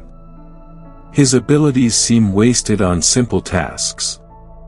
The master replied with a peaceful smile. You see, his task is small, but he sees it as sacred. Wisdom is not found in what we do, but in how we do it. He continued. Anyone can cook a meal, but he cooks with love, with mindfulness, with gratitude. Through his care, the monastery receives not only food, but peace. The Buddha taught, when walking, walk. When eating, eat. This means to give your full presence to what you are doing, without rushing, without distraction, without wishing to be elsewhere. The cook understood this deeply. When he chopped vegetables, he was not thinking of the future. When he washed the rice, he was not replaying the past. He was immersed in the now, where peace lives. Later, the visiting monk joined the cook in the kitchen. As he worked mindfully beside him, he felt calm rising like warmth from a fire. For the first time in a long time, his thoughts grew quiet. The simple act of preparing a meal became meditation. Take a slow, relaxing breath in. And as you exhale, imagine your next task, no matter how ordinary, being done with full presence. Drinking water, folding clothes, washing dishes. Anything can become peaceful when done with awareness. Mindfulness does not require silence or stillness, only attention and care. The butterfly in the garden. Now, let us step into a garden filled with gentle sunlight and vibrant colors, where a young girl learns the wisdom of patience and natural timing. This is the story of the butterfly in the garden. A little girl loved to visit her grandmother's garden. One day, she found a butterfly cocoon hanging from a branch. She checked on it every day, eager to see the butterfly emerge. One morning, she noticed a small tear in the cocoon. The butterfly was trying to break free. Excited, the girl ran to get her grandmother. "Grandmother, look! It's coming out. Can I help it?" she asked. The grandmother gently shook her head. "Be patient, dear. The butterfly needs time." But the girl felt sorry for the struggling butterfly. After waiting a little longer, she couldn't bear it. She carefully peeled the cocoon open to help. The butterfly emerged, but its wings were wrinkled and weak. Because it did not struggle on its own, its wings never grew strong enough to fly. The butterfly lived, but it never soared. The grandmother said softly, "Growth takes effort. Some struggles are nature's way of preparing us." The Buddha taught, just as a snake sheds its skin, we must shed our past, again and again. This story reminds us that transformation requires patience, and that forcing life to move faster than it needs to can cause harm. We cannot rush healing, or learning, or change. Take a soft breath in. And as you exhale, allow yourself permission to grow gently, at your own pace, without pressure. You are evolving, quietly, beautifully. Trust your timing. Trust your wings. You will fly when it is time. The stone in the road. Now, let us journey to a small village path, where a simple obstacle becomes a lesson in responsibility and positive action. This is the story of the stone in the road. A king once placed a large stone in the middle of a busy road. Then he hid nearby to observe how people would react. First came wealthy merchants. They walked around the stone, complaining loudly about the inconvenience. "Why doesn't the king keep the roads clear?" they grumbled. But none of them tried to move the stone. Then came farmers carrying baskets of vegetables. They too walked around the stone, annoyed and frustrated. Finally, a young girl approached, carrying a basket of water. Seeing the stone, she set her basket down and studied it quietly. It blocked the road for everyone. She decided to try moving it. The stone was heavy, and the girl struggled. She pushed with all her strength. After much effort, she finally managed to roll it to the side of the road. As she turned to pick up her basket, she noticed a small bag lying where the stone had been. She opened it and found coins and a note from the king. This reward is for the one who removes the obstacle from the path. The road to a better world begins with you. The Buddha taught, be the change you wish to see in the world. This story reminds us that complaining changes nothing, action does. Many people notice problems, speak about them, judge them, or wait for others to fix them. But real change begins with the person who takes the first step. Take a slow breath in. And as you exhale, reflect gently on one stone in your life, a small problem, a habit, or a situation you wish were different. You do not need to solve everything tonight. Simply ask yourself, what tiny step can I take toward moving this stone? Even small actions create ripples that help others too. The Old Man and the Butterfly Garden. Now, let us visit a peaceful neighborhood garden, where an elderly man teaches a young boy the importance of nurturing joy, not just waiting for it. This is the story of the Old Man and the Butterfly Garden. In a small neighborhood, an old man spent his mornings tending a beautiful butterfly garden. Children loved watching colorful butterflies flutter among the flowers, but they didn't understand how the garden came to life. One curious boy asked the old man, "How do you get so many butterflies to come here? Do you catch them and bring them to your garden?" The old man smiled warmly and said, "No, my boy. I do not chase butterflies. Instead, I grow flowers that attract them. When the flowers bloom, the butterflies come on their own." The boy thought about this quietly. The old man continued, "We often chase happiness the way children chase butterflies, running, reaching, trying to hold on. But happiness is like a butterfly. If you chase it, it flies away. If you create a peaceful, loving space within you, happiness will come and rest softly on your shoulder." The Buddha taught, happiness never decreases by being shared. This story reminds us that joy is not something to chase, it is something we cultivate from the inside out. Through gratitude, kindness, presence, and simplicity, we create the inner garden where happiness naturally blossoms. Take a gentle breath in. And as you exhale, imagine planting one flower in your inner garden, a peaceful thought, a moment of gratitude, a soft smile. You do not need to chase joy. When your inner world becomes warm and open, joy finds its way to you. The Two Wolves. Now, let us explore a well-known teaching, one that reminds us that the state of our heart is shaped by what we feed within it. This is the story of the two wolves. A grandfather once sat with his grandson by the fire. The boy had been upset after an argument with a friend. Seeing the sadness in his eyes, the grandfather decided to share a lesson. He said, "There are two wolves inside each of us. One is angry, jealous, greedy, resentful, and fearful. The other is kind, patient, compassionate, loving, and wise. These two wolves are always in a battle inside your heart."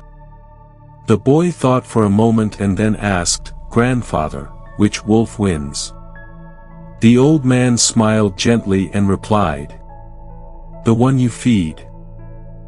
The Buddha taught, what we think, we become. What we feel, we attract. What we imagine, we create. This story reminds us that the thoughts, emotions, and actions we nurture shape our lives.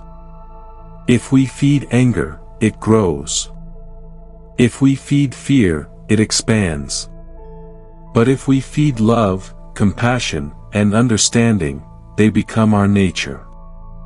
Take a soft breath in. And as you exhale, ask yourself, which wolf did I feed today? No judgment, only awareness. Tomorrow offers a fresh choice. And every moment is an opportunity to feed the wolf of peace. The lotus and the mud. Now, let us visit a quiet pond at dawn, where the lotus flower reveals a powerful reminder about rising above difficulty with grace. This is the story of the lotus and the mud. In a still pond, lotus flowers bloomed beautifully on the surface. Their petals were pure and radiant, untouched by the muddy waters below. A young monk admired them and asked his master, "How can such beautiful flowers come from thick mud? Shouldn't they be dirty?" The master smiled and said, "The lotus does not avoid the mud. It grows through it. Without the mud, the lotus would have no nourishment. Without challenges, we would have no growth." The Buddha taught, "No mud, no lotus." This story reminds us that difficulties, pain, and challenges do not make us impure, they make us stronger, wiser, and more compassionate. Just as the lotus rises clean from the mud, we too can rise from our struggles with beauty and grace. Take a gentle breath in. And as you exhale, allow yourself to honor every challenge you have overcome. They have shaped the light within you. You are not defined by the mud you went through, but by the lotus you are becoming. The fisherman's net. Now, let us walk to a quiet shoreline at sunrise, where a fisherman discovers a meaningful lesson about holding on and letting go. This is the story of the fisherman's net. A fisherman sat by the sea each morning, mending his net before heading out to fish. One day, a traveler approached and asked if he could join him on the boat. The fisherman agreed, and together they sailed into the calm morning waters. After a while, the fisherman cast his net into the sea. When he began pulling it back in, he noticed it had caught many small fish, but also seaweed, shells, and debris. The net was heavy. The traveler asked, "Why don't you keep everything you catch? Isn't more better?" The fisherman shook his head gently. "Not everything the net collects is worth carrying. If I keep all of it, the weight will tear the net, and I will lose what truly matters." He carefully removed what was not needed and returned the fish that were too small back to the sea. The traveler watched quietly as the fisherman kept only a modest amount of fish, just enough for his family and a few neighbors. The Buddha taught, "Let go of what does not serve you, and you will find freedom." The fisherman smiled and continued. The sea teaches us. Our minds are like this net. Each day, they gather thoughts, worries, judgments, and memories. If we hold on to everything, the weight becomes too heavy, and our hearts tear. The traveler sat in silence, absorbing the simple wisdom. As the boat returned to shore, the fisherman added softly, "We cannot control what life brings into our net. But we can choose what we hold on to, and what we release." Take a slow breath in. And as you exhale, imagine emptying your net, letting go of one thought or worry that feels heavy today. You do not need to carry everything. Choose what nourishes your heart and release the rest. The Golden Buddha within. Now, let us journey to a temple in Thailand, where a forgotten treasure reminds us of the hidden goodness and beauty within each of us. This is the story of the Golden Buddha within. Many years ago, a large clay Buddha statue sat in a temple for centuries. Villagers admired it, but they believed it was ordinary, made only of simple clay. One day, a crack appeared in the statue after heavy rain. A curious monk shone a light into the crack and saw a glimmer of gold. He carefully removed pieces of clay and discovered that beneath the outer layer was a magnificent statue, made entirely of solid gold. Historians later learned that the statue had been covered in clay long ago to protect it during wartime. Over the years, people had forgotten the gold was there. The Buddha taught, your true nature is pure, radiant, and good. This story reminds us that, like the statue, we often hide our true worth beneath layers of fear, doubt, self-protection, or past experiences. Over time, we may forget the gold within us. But the gold is still there. It always was. Take a gentle breath in. And as you exhale, imagine brushing away a tiny bit of clay, one doubt, one old belief, one insecurity. Beneath everything you've been told to be, there is a light that belongs only to you. Your inner goodness does not need to be earned, it only needs to be remembered. The pebble in the shoe.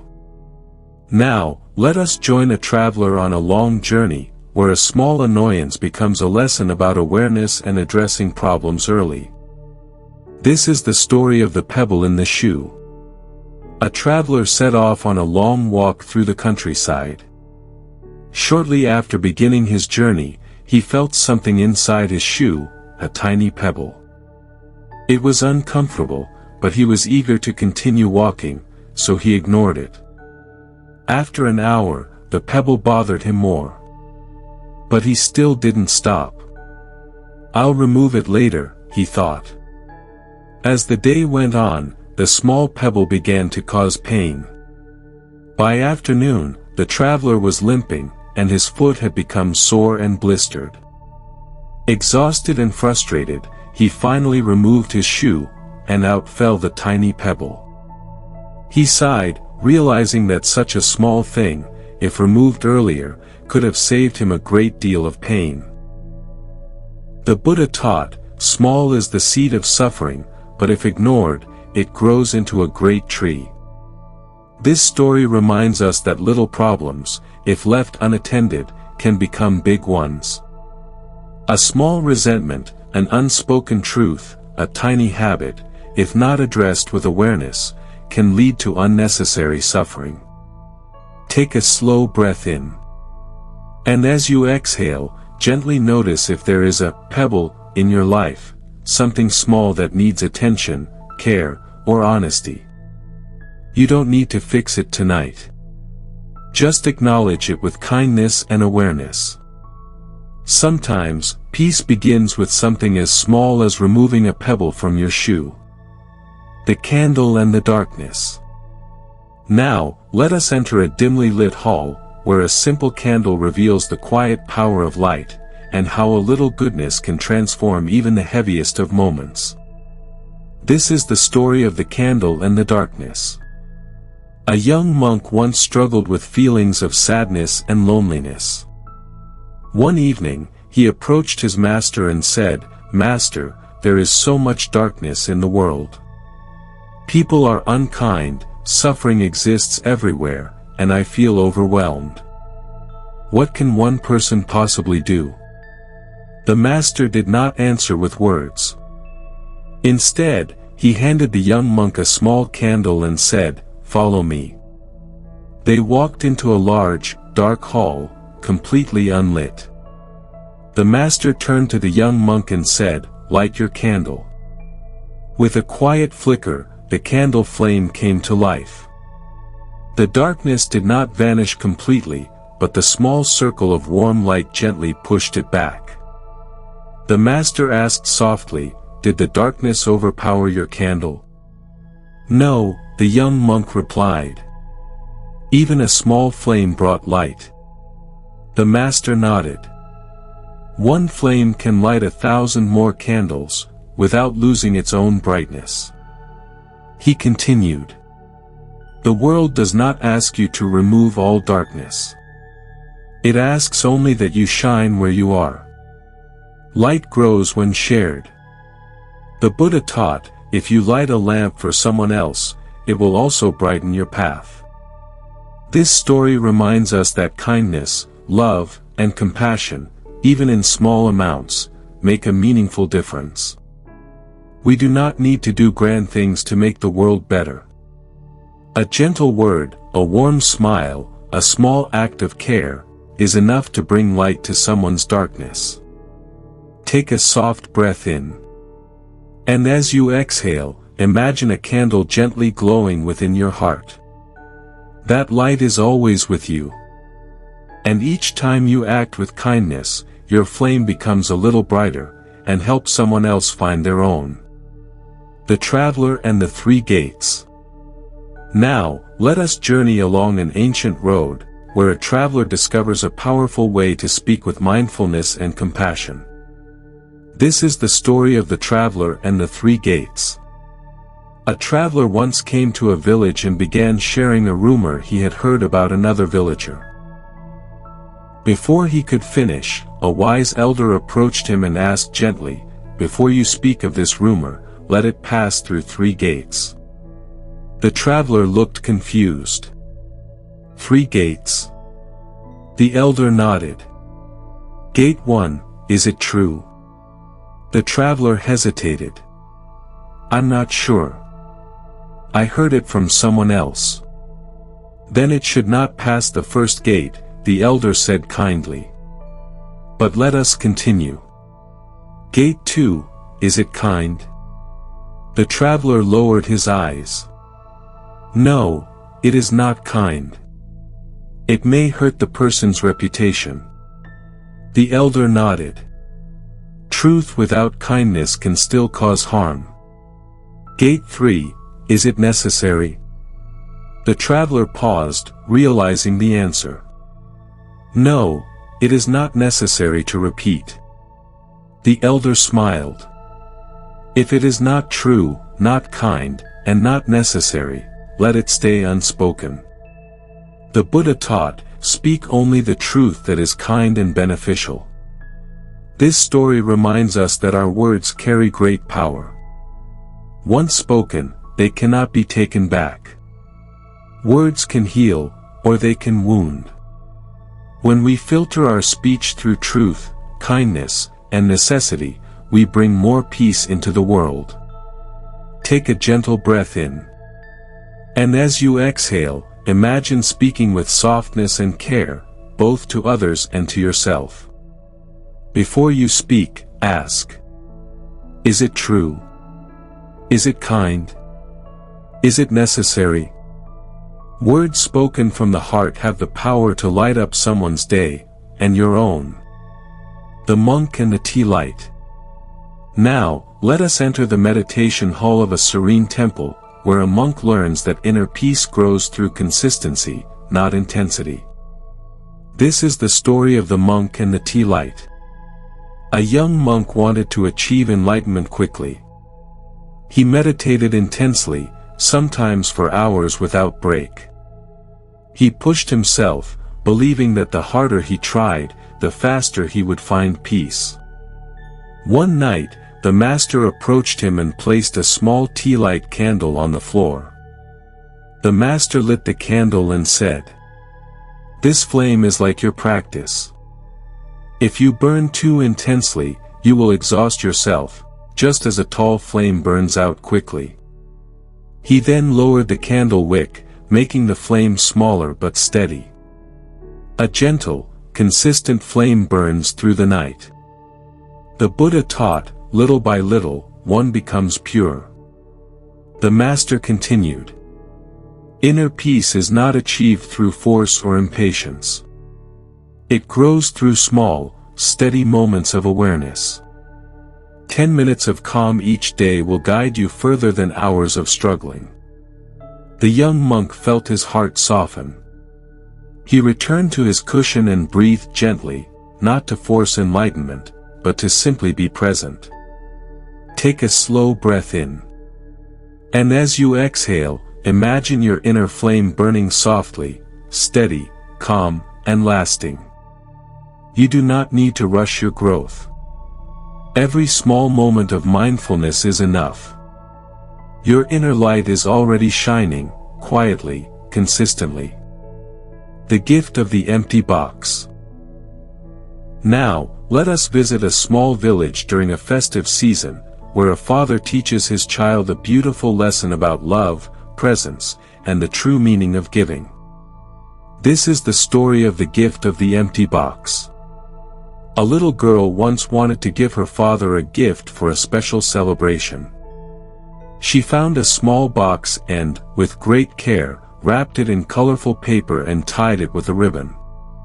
She placed it on the table with a wide smile, eager to surprise him. When her father opened the box, he found it empty. He frowned and said, "Why would you give me an empty box? A gift should have something inside." The little girl looked up at him with gentle eyes and whispered, "Oh Papa, it isn't empty. Before I wrapped it, I blew kisses into it, all for you." The father's heart softened instantly. He realized the box was full of love, joy, and the purest intention. He hugged his daughter tightly and kept the box by his bedside for many years, as a reminder of her love. The Buddha taught, it is the heart that gives, not the gift. This story reminds us that the true value of a gift is not measured by what it contains, but by the love behind it. A kind word, a thoughtful gesture, time spent with someone. These are among the most precious gifts we can offer, yet they cost nothing. Take a gentle breath in. And as you exhale, let yourself remember a gift you once received that touched your heart, not because of what it was, but because of the love behind it. Sometimes, the greatest treasures in life are invisible, but felt deeply. The Master and the Closed Door. Now, let us journey to a quiet monastery, where a student learns that sometimes what feels like rejection is protection or redirection. This is the story of the Master and the Closed Door. A devoted student traveled far to seek guidance from a renowned master. After a long and difficult journey, he finally arrived at the monastery gates. Filled with hope, he knocked on the door. No one answered. He knocked again, louder this time. Still no reply. Confused and discouraged, the student waited. Hours passed. The sun began to set. He grew frustrated and thought, why won't the master open the door? Has he rejected me? Just as he was about to leave, the door opened. The master stood there, calm and gentle. The student asked, "Master, why did you make me wait so long?" The master replied softly, "Before entering here, you carried impatience, expectation, and frustration. If I had let you in with those, they would have entered too. I opened the door when you were ready to leave them behind." He continued, "Sometimes, a closed door protects you from entering with the wrong energy. What feels like rejection may be a pause, a moment to prepare your heart. The Buddha taught, when the student is ready, the teacher will appear." This story reminds us that delays are not always denials. Sometimes life closes a door for a while so we can grow, soften, or shift before stepping forward. Take a slow breath in. And as you exhale, gently release any frustration about a door in your life that hasn't opened yet. You are not being rejected. You are being prepared. When your energy aligns, the door will open with ease. The window of kindness. Now, let us visit a small hospital room, where two patients remind us of the healing power of perspective and generosity of heart. This is the story of the window of kindness. two men shared a hospital room. One of them had a bed beside the only window. Each afternoon, he would sit up for an hour and describe to the other man what he saw outside. He would speak of children playing, couples walking hand in hand, birds flying across the sky, and sunlight resting on the trees. The other man, who could not see the window, listened with joy and imagined the beautiful world outside. His room felt brighter because of these stories. Days turned into weeks, and the man by the window continued painting pictures with his words, bringing comfort, color, and hope to his roommate's heart. One morning, the nurses entered to find that the man by the window had passed away peacefully in his sleep. After some time, the other man asked to be moved to the bed by the window. When he finally turned to look outside, he was stunned. There was no garden, no park, no children playing. Outside the window was a plain brick wall. Confused, he asked the nurse, why would he describe such beautiful things that weren't there? The nurse smiled gently and said, "He did it to give you hope. He knew the view was empty, but he also knew your heart needed light." The Buddha taught, the only joy in this world is to begin. This story reminds us that kindness isn't about the literal truth, it's about lifting others, easing their pain, and opening a window of hope in their hearts. Take a gentle breath in. And as you exhale, allow yourself to feel gratitude for anyone who has ever spoken light into your darkness. And remember, you, too, can be someone's window, offering a view of hope when they cannot see it for themselves. The music of the heart. Now, let us journey to a quiet village where a young boy learns that true beauty is not found in perfection, but in genuine feeling. This is the story of the music of the heart. A boy loved playing the violin. He practiced every day, hoping to become the best musician in his village. One evening, there was a community gathering, and the boy performed with great skill. His notes were flawless, every movement precise. When he finished, the crowd clapped politely. He had played perfectly, but their hearts remained still. After him, an elderly man began to play. His technique was not perfect, a few notes were rough, his hands shook slightly, but his music was full of emotion. It carried warmth, sadness, joy, and life all at once. As he played, some people smiled, others teared up, and everyone felt touched in a way that words could not express. When he finished, the crowd rose to their feet in a heartfelt applause. Confused, the boy approached the elder after the performance. "How is it that your music moved everyone so deeply?" he asked. "I played perfectly, yet they barely reacted." The elderly musician placed a gentle hand over his heart and said, "You played with your hands. I played with my heart." The Buddha taught, when words fail, music speaks from the soul.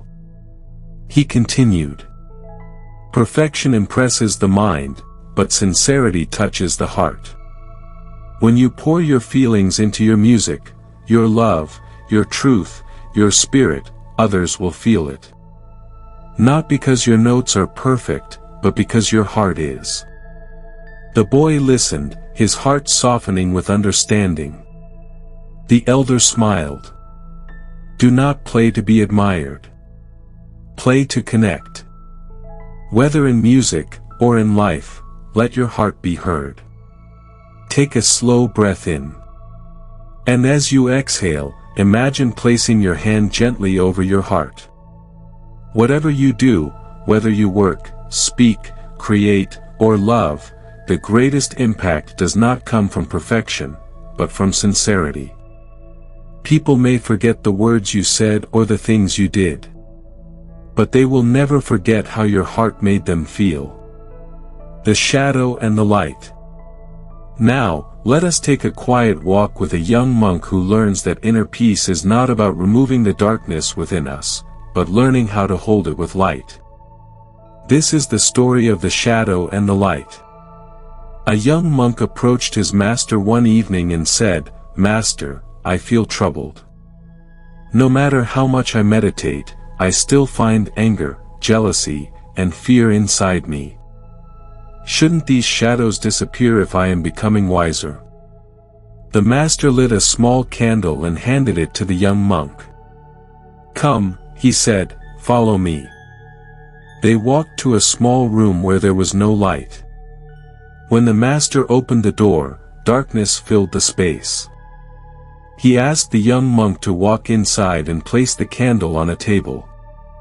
The soft flame gently lit the room, pushing the darkness into the corners. The master then said, "Did the darkness disappear completely?" "No," the young monk replied. "It moved back, but it's still here." The master nodded. "Just like the shadows in your heart. Wisdom does not remove them. It brings enough light to see them clearly, and not be controlled by them. The Buddha taught, peace comes from within. Do not seek it without." The master continued, "If you spend your life chasing away every shadow, you will grow exhausted. Instead, shine the light of awareness. When you see your anger, breathe with it. When you notice jealousy, smile gently at it. When fear appears, offer it understanding." The young monk felt a soft relief wash over him. Shadows are not proof of failure. They are proof that you are human. Take a slow breath in. And as you exhale, imagine holding a warm candle within your heart, a gentle light that allows you to see your inner world with understanding, not judgment. Your shadows do not need to vanish for you to be at peace. They simply need your light. The whisper of the bamboo flute. Now, let us wander to a small workshop where a flute maker discovers the secret behind creating music that touches the soul. This is the story of the whisper of the bamboo flute. A skilled craftsman made bamboo flutes that people from many villages admired. His flutes were beautiful to look at, but they lacked something. The music they produced felt empty, as though missing a soul. One day, an old musician visited his workshop and asked to see one of the flutes. The craftsman proudly handed him his finest piece. The musician played a few notes, then paused. He looked at the craftsman kindly and said, "Your flute is well made. But tell me, did you listen to the bamboo before you began to carve it?" The craftsman frowned. "Listen to the bamboo? I cut it, measured it, shaped it, but I never listened." The old musician nodded gently. When bamboo grows, it sings with the wind, the rain, the sun, and the earth. Inside each piece is a story, a spirit. If you carve without listening, the flute has a body, but no voice. The Buddha taught, silence is an empty space, but it is filled with answers. The musician continued. Sit with the bamboo. Hold it. Feel it. Honor it. Let the flute emerge, not from skill alone, but from connection. The craftsman took this to heart. The next time he chose bamboo, he sat with it first, in silence. He listened, not with his ears, but with a quiet heart. Only when he felt connected did he begin to shape the flute. When the musician returned, he played the new flute, and this time, the notes carried warmth, depth, and soul. Those who heard it felt moved, as if the flute itself were speaking. The craftsman smiled softly. He had learned to create not only with his hands, but with presence. Take a gentle breath in. And as you exhale, imagine giving your next action, whatever it may be, just a little more presence, a little more heart, a little more listening. Everything becomes more meaningful when approached with care, attention, and connection. The monk and the empty notebook. Now, let us visit a peaceful temple study hall, where a monk learns that wisdom grows not from collecting answers, but from staying open to life. This is the story of the monk and the empty notebook. A young monk admired the wisdom of the elders in the monastery. He believed that the more he learned, the wiser he would become. Wanting to capture everything, he carried a notebook everywhere, writing down every teaching, quote, and insight he heard. Years passed, and his notebook became thick with notes. Yet, the young monk felt confused and overwhelmed. He had gathered many teachings, but his heart did not feel at peace. One evening, he approached the master and said, "Master, I have filled this notebook with years of wisdom, yet I still feel uncertain. Why haven't I found clarity?" The master gently took the notebook from his hands, flipped through the pages, and then gave it back. He said softly, "You have spent your time collecting words, the way a traveler collects souvenirs, without truly living them." The young monk lowered his gaze. The master continued, "Knowledge is like water. If you only store it, it becomes stagnant. Wisdom flows through living, practicing, and experiencing life directly. The Buddha taught, to know and not to do is not yet to know." The master then handed the young monk a fresh, empty notebook. "With this one," he said, "write only what you have lived, not what you have heard. Only what has touched your heart, not what has impressed your mind. Only then will these pages hold wisdom." The monk understood. He no longer tried to record everything. Instead, he lived each teaching, slowly, mindfully, sincerely.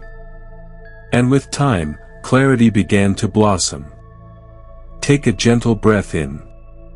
And as you exhale, allow space for one simple truth. Wisdom is not how much you know, but how deeply you live what you learn. The old carpenter's gift. Now, let us journey to a small town, where an aging carpenter offers a final lesson about integrity, care, and the legacy we leave behind. This is the story of the old carpenter's gift. An old carpenter was ready to retire after many years of building homes. He told his employer of his plans to leave the work and spend more time with his family. His employer was sad to see him go, for he was a skilled and trustworthy craftsman. Before he retired, the employer asked for one last favor. "Please build one more house, just one more." The carpenter agreed, though his heart was no longer in the work. He wanted to finish quickly. He used cheaper materials, rushed through the process, and did not give his usual care or attention. It was his least dedicated work. When the house was finished, the employer handed the key to the carpenter and smiled. "This house," he said, "is my gift to you. A thank you for your years of devotion." The carpenter stood still, shocked. He felt a wave of regret wash over him. If only he had known, he would have built it with the greatest care. He realized that the house he built carelessly was the one he would now live in. The Buddha taught, every moment we build the house of our life. Let it be built with mindfulness. This story reminds us that the house we are building, our habits, relationships, character, and choices, will become the life we live within. Take a slow breath in. And as you exhale, reflect gently. What are you building with your thoughts, words, and actions today? Every small choice is a brick. Even when no one is watching, the care you give to life becomes the home your heart lives in. The two seeds. Now, let us travel to a green field in spring, where two seeds resting in the soil choose different paths, revealing the power of courage and growth. This is the story of the two seeds. Side by side, two seeds lay buried in the soil. As the warm spring sun touched the earth, both seeds felt the desire to grow. The first seed whispered, "I want to grow. I want to push through the soil, feel the sunlight, and bloom into the world." With courage, it stretched its roots downward and pushed its sprout upward through the soil. Soon, it broke through the ground and felt the warmth of the sun. It grew into a beautiful plant, bringing life to the garden. The second seed hesitated. "I am afraid," it said to itself. "What if it's too cold? What if my sprout is too weak? What if something harms me after I emerge? It is safer to stay here." And so, the second seed remained in the soil, where it eventually decayed and disappeared. The Buddha taught, the greatest risk in life is not taking one. This story reminds us that growth requires courage. There will always be reasons to stay where we are, fear, doubt, uncertainty, but without stepping into the unknown, we never truly live. Take a slow breath in. And as you exhale, ask gently, is there a seed within you waiting to grow, an idea, a dream, a step forward you've been afraid to take? Growth begins the moment courage becomes stronger than fear. The Wise King's Ring. Now, let us travel to an ancient kingdom, where a wise king receives a simple gift that helps him remain steady through life's ups and downs. This is the story of the Wise King's Ring. A king, known for his fairness and wisdom, once admitted to his council that he still struggled with his emotions. When life was good, he felt overly joyful and lost awareness. When challenges came, he became discouraged and sad. "I wish to find a way," he said, "to stay calm and centered in both happiness and hardship." One of his advisors, an old sage, smiled gently and offered the king a small ring with words engraved inside. The king read the inscription, "This too shall pass." The Buddha taught, everything that has a beginning has an ending. Make your peace with that and all will be well. The sage said, "When you are filled with joy, read these words, and you will remember not to cling to the moment. When you are in pain or sorrow, read them, and you will remember that no storm lasts forever." The king wore the ring every day. When victories came and the kingdom celebrated, the king looked at the ring and remembered to stay humble. When hard times arrived and he felt weighed with worry, he looked at the ring and found comfort, knowing the moment would pass. With time, the king discovered an inner balance that no event could shake. Take a slow breath in. And as you exhale, let these words rest softly in your heart. This too shall pass. Joy and sorrow are both visitors. Let them come and let them go. Peace is found in the center. The dewdrop and the sun. Now, let us journey into a quiet meadow at dawn, where a dewdrop discovers its true nature in the morning light. This is the story of the dewdrop and the sun. A tiny dewdrop rested on a leaf in the early morning. It shone beautifully in the first light of the day, sparkling like a small jewel. The dewdrop felt proud of its beauty. But soon it noticed other dewdrops nearby, some larger, some brighter, and it began to compare itself. That dewdrop shines more than I do, it thought. I am small and unimportant. As the sun rose higher, the warmth began to touch the dewdrops. One by one, they began to evaporate, turning into mist and rising into the sky. The little dewdrop grew frightened. What is happening to them? Will I disappear too? I don't want to stop existing. The sunlight caressed it gently. A soft voice seemed to say, "You are not disappearing, you are returning." The dewdrop slowly transformed into vapor, lifted into the sunlight, and realized it was becoming part of the vast sky, part of the clouds, the rain, the streams, the rivers, and the ocean. "I thought I was just a tiny dewdrop," it whispered, "but I was always part of something greater." The Buddha taught, "You are not a drop in the ocean. You are the entire ocean in a drop." This story reminds us that we are far more than the small identity the mind creates. We are connected, to life, to others, to the universe. Our worth is not measured by comparison, but by our divine nature. Take a gentle breath in. And as you exhale, imagine yourself expanding, not disappearing, but returning to a greater wholeness. You are not separate. You belong. You are part of something vast and beautiful. The last story, the guardian of the temple. Now, let us journey to a sacred temple at the foot of a mountain, where a final story brings together all the wisdom we have shared tonight. This is the story of the guardian of the temple. An ancient temple was known for its peace and spiritual power. People came from afar seeking wisdom, comfort, and guidance. At the entrance stood a stone statue of a guardian, a serene figure with a peaceful face. A traveler visited the temple and asked the master, "Why is the guardian at your gate not fierce or frightening?" In other temples, guardians look powerful to protect the sacred grounds.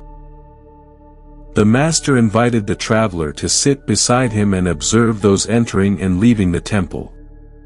They watched as people arrived, some joyful, some troubled, some burdened, some seeking healing. Each one paused for a moment in front of the peaceful guardian statue before entering. The master said, "When they see a fierce guardian, they would feel fear or judgment. But when they see a peaceful face, they are reminded to enter with peace. The guardian is not here to keep people out, but to remind them of what to bring in." He continued gently, "What we guard at the door of our heart matters. If we guard with fear, we block love. If we guard with anger, we block understanding. But if we guard with peace, we welcome life with an open heart." The Buddha taught, the mind is everything. What you think, you become. The traveler understood. A peaceful heart is the greatest guardian of all. Take a slow, deep breath in. And as you exhale, imagine a gentle guardian at the door of your heart, not fierce, not harsh, but peaceful, reminding you to let in only what brings calm, wisdom, and love. Crescent moon closing reflection, gratitude and sleep wind down. As we come to the end of our time together tonight, take a slow, gentle breath, and allow your body to soften, as if settling into a warm embrace of peace. You've journeyed through many stories this evening, stories of wisdom, compassion, patience, courage, and inner light.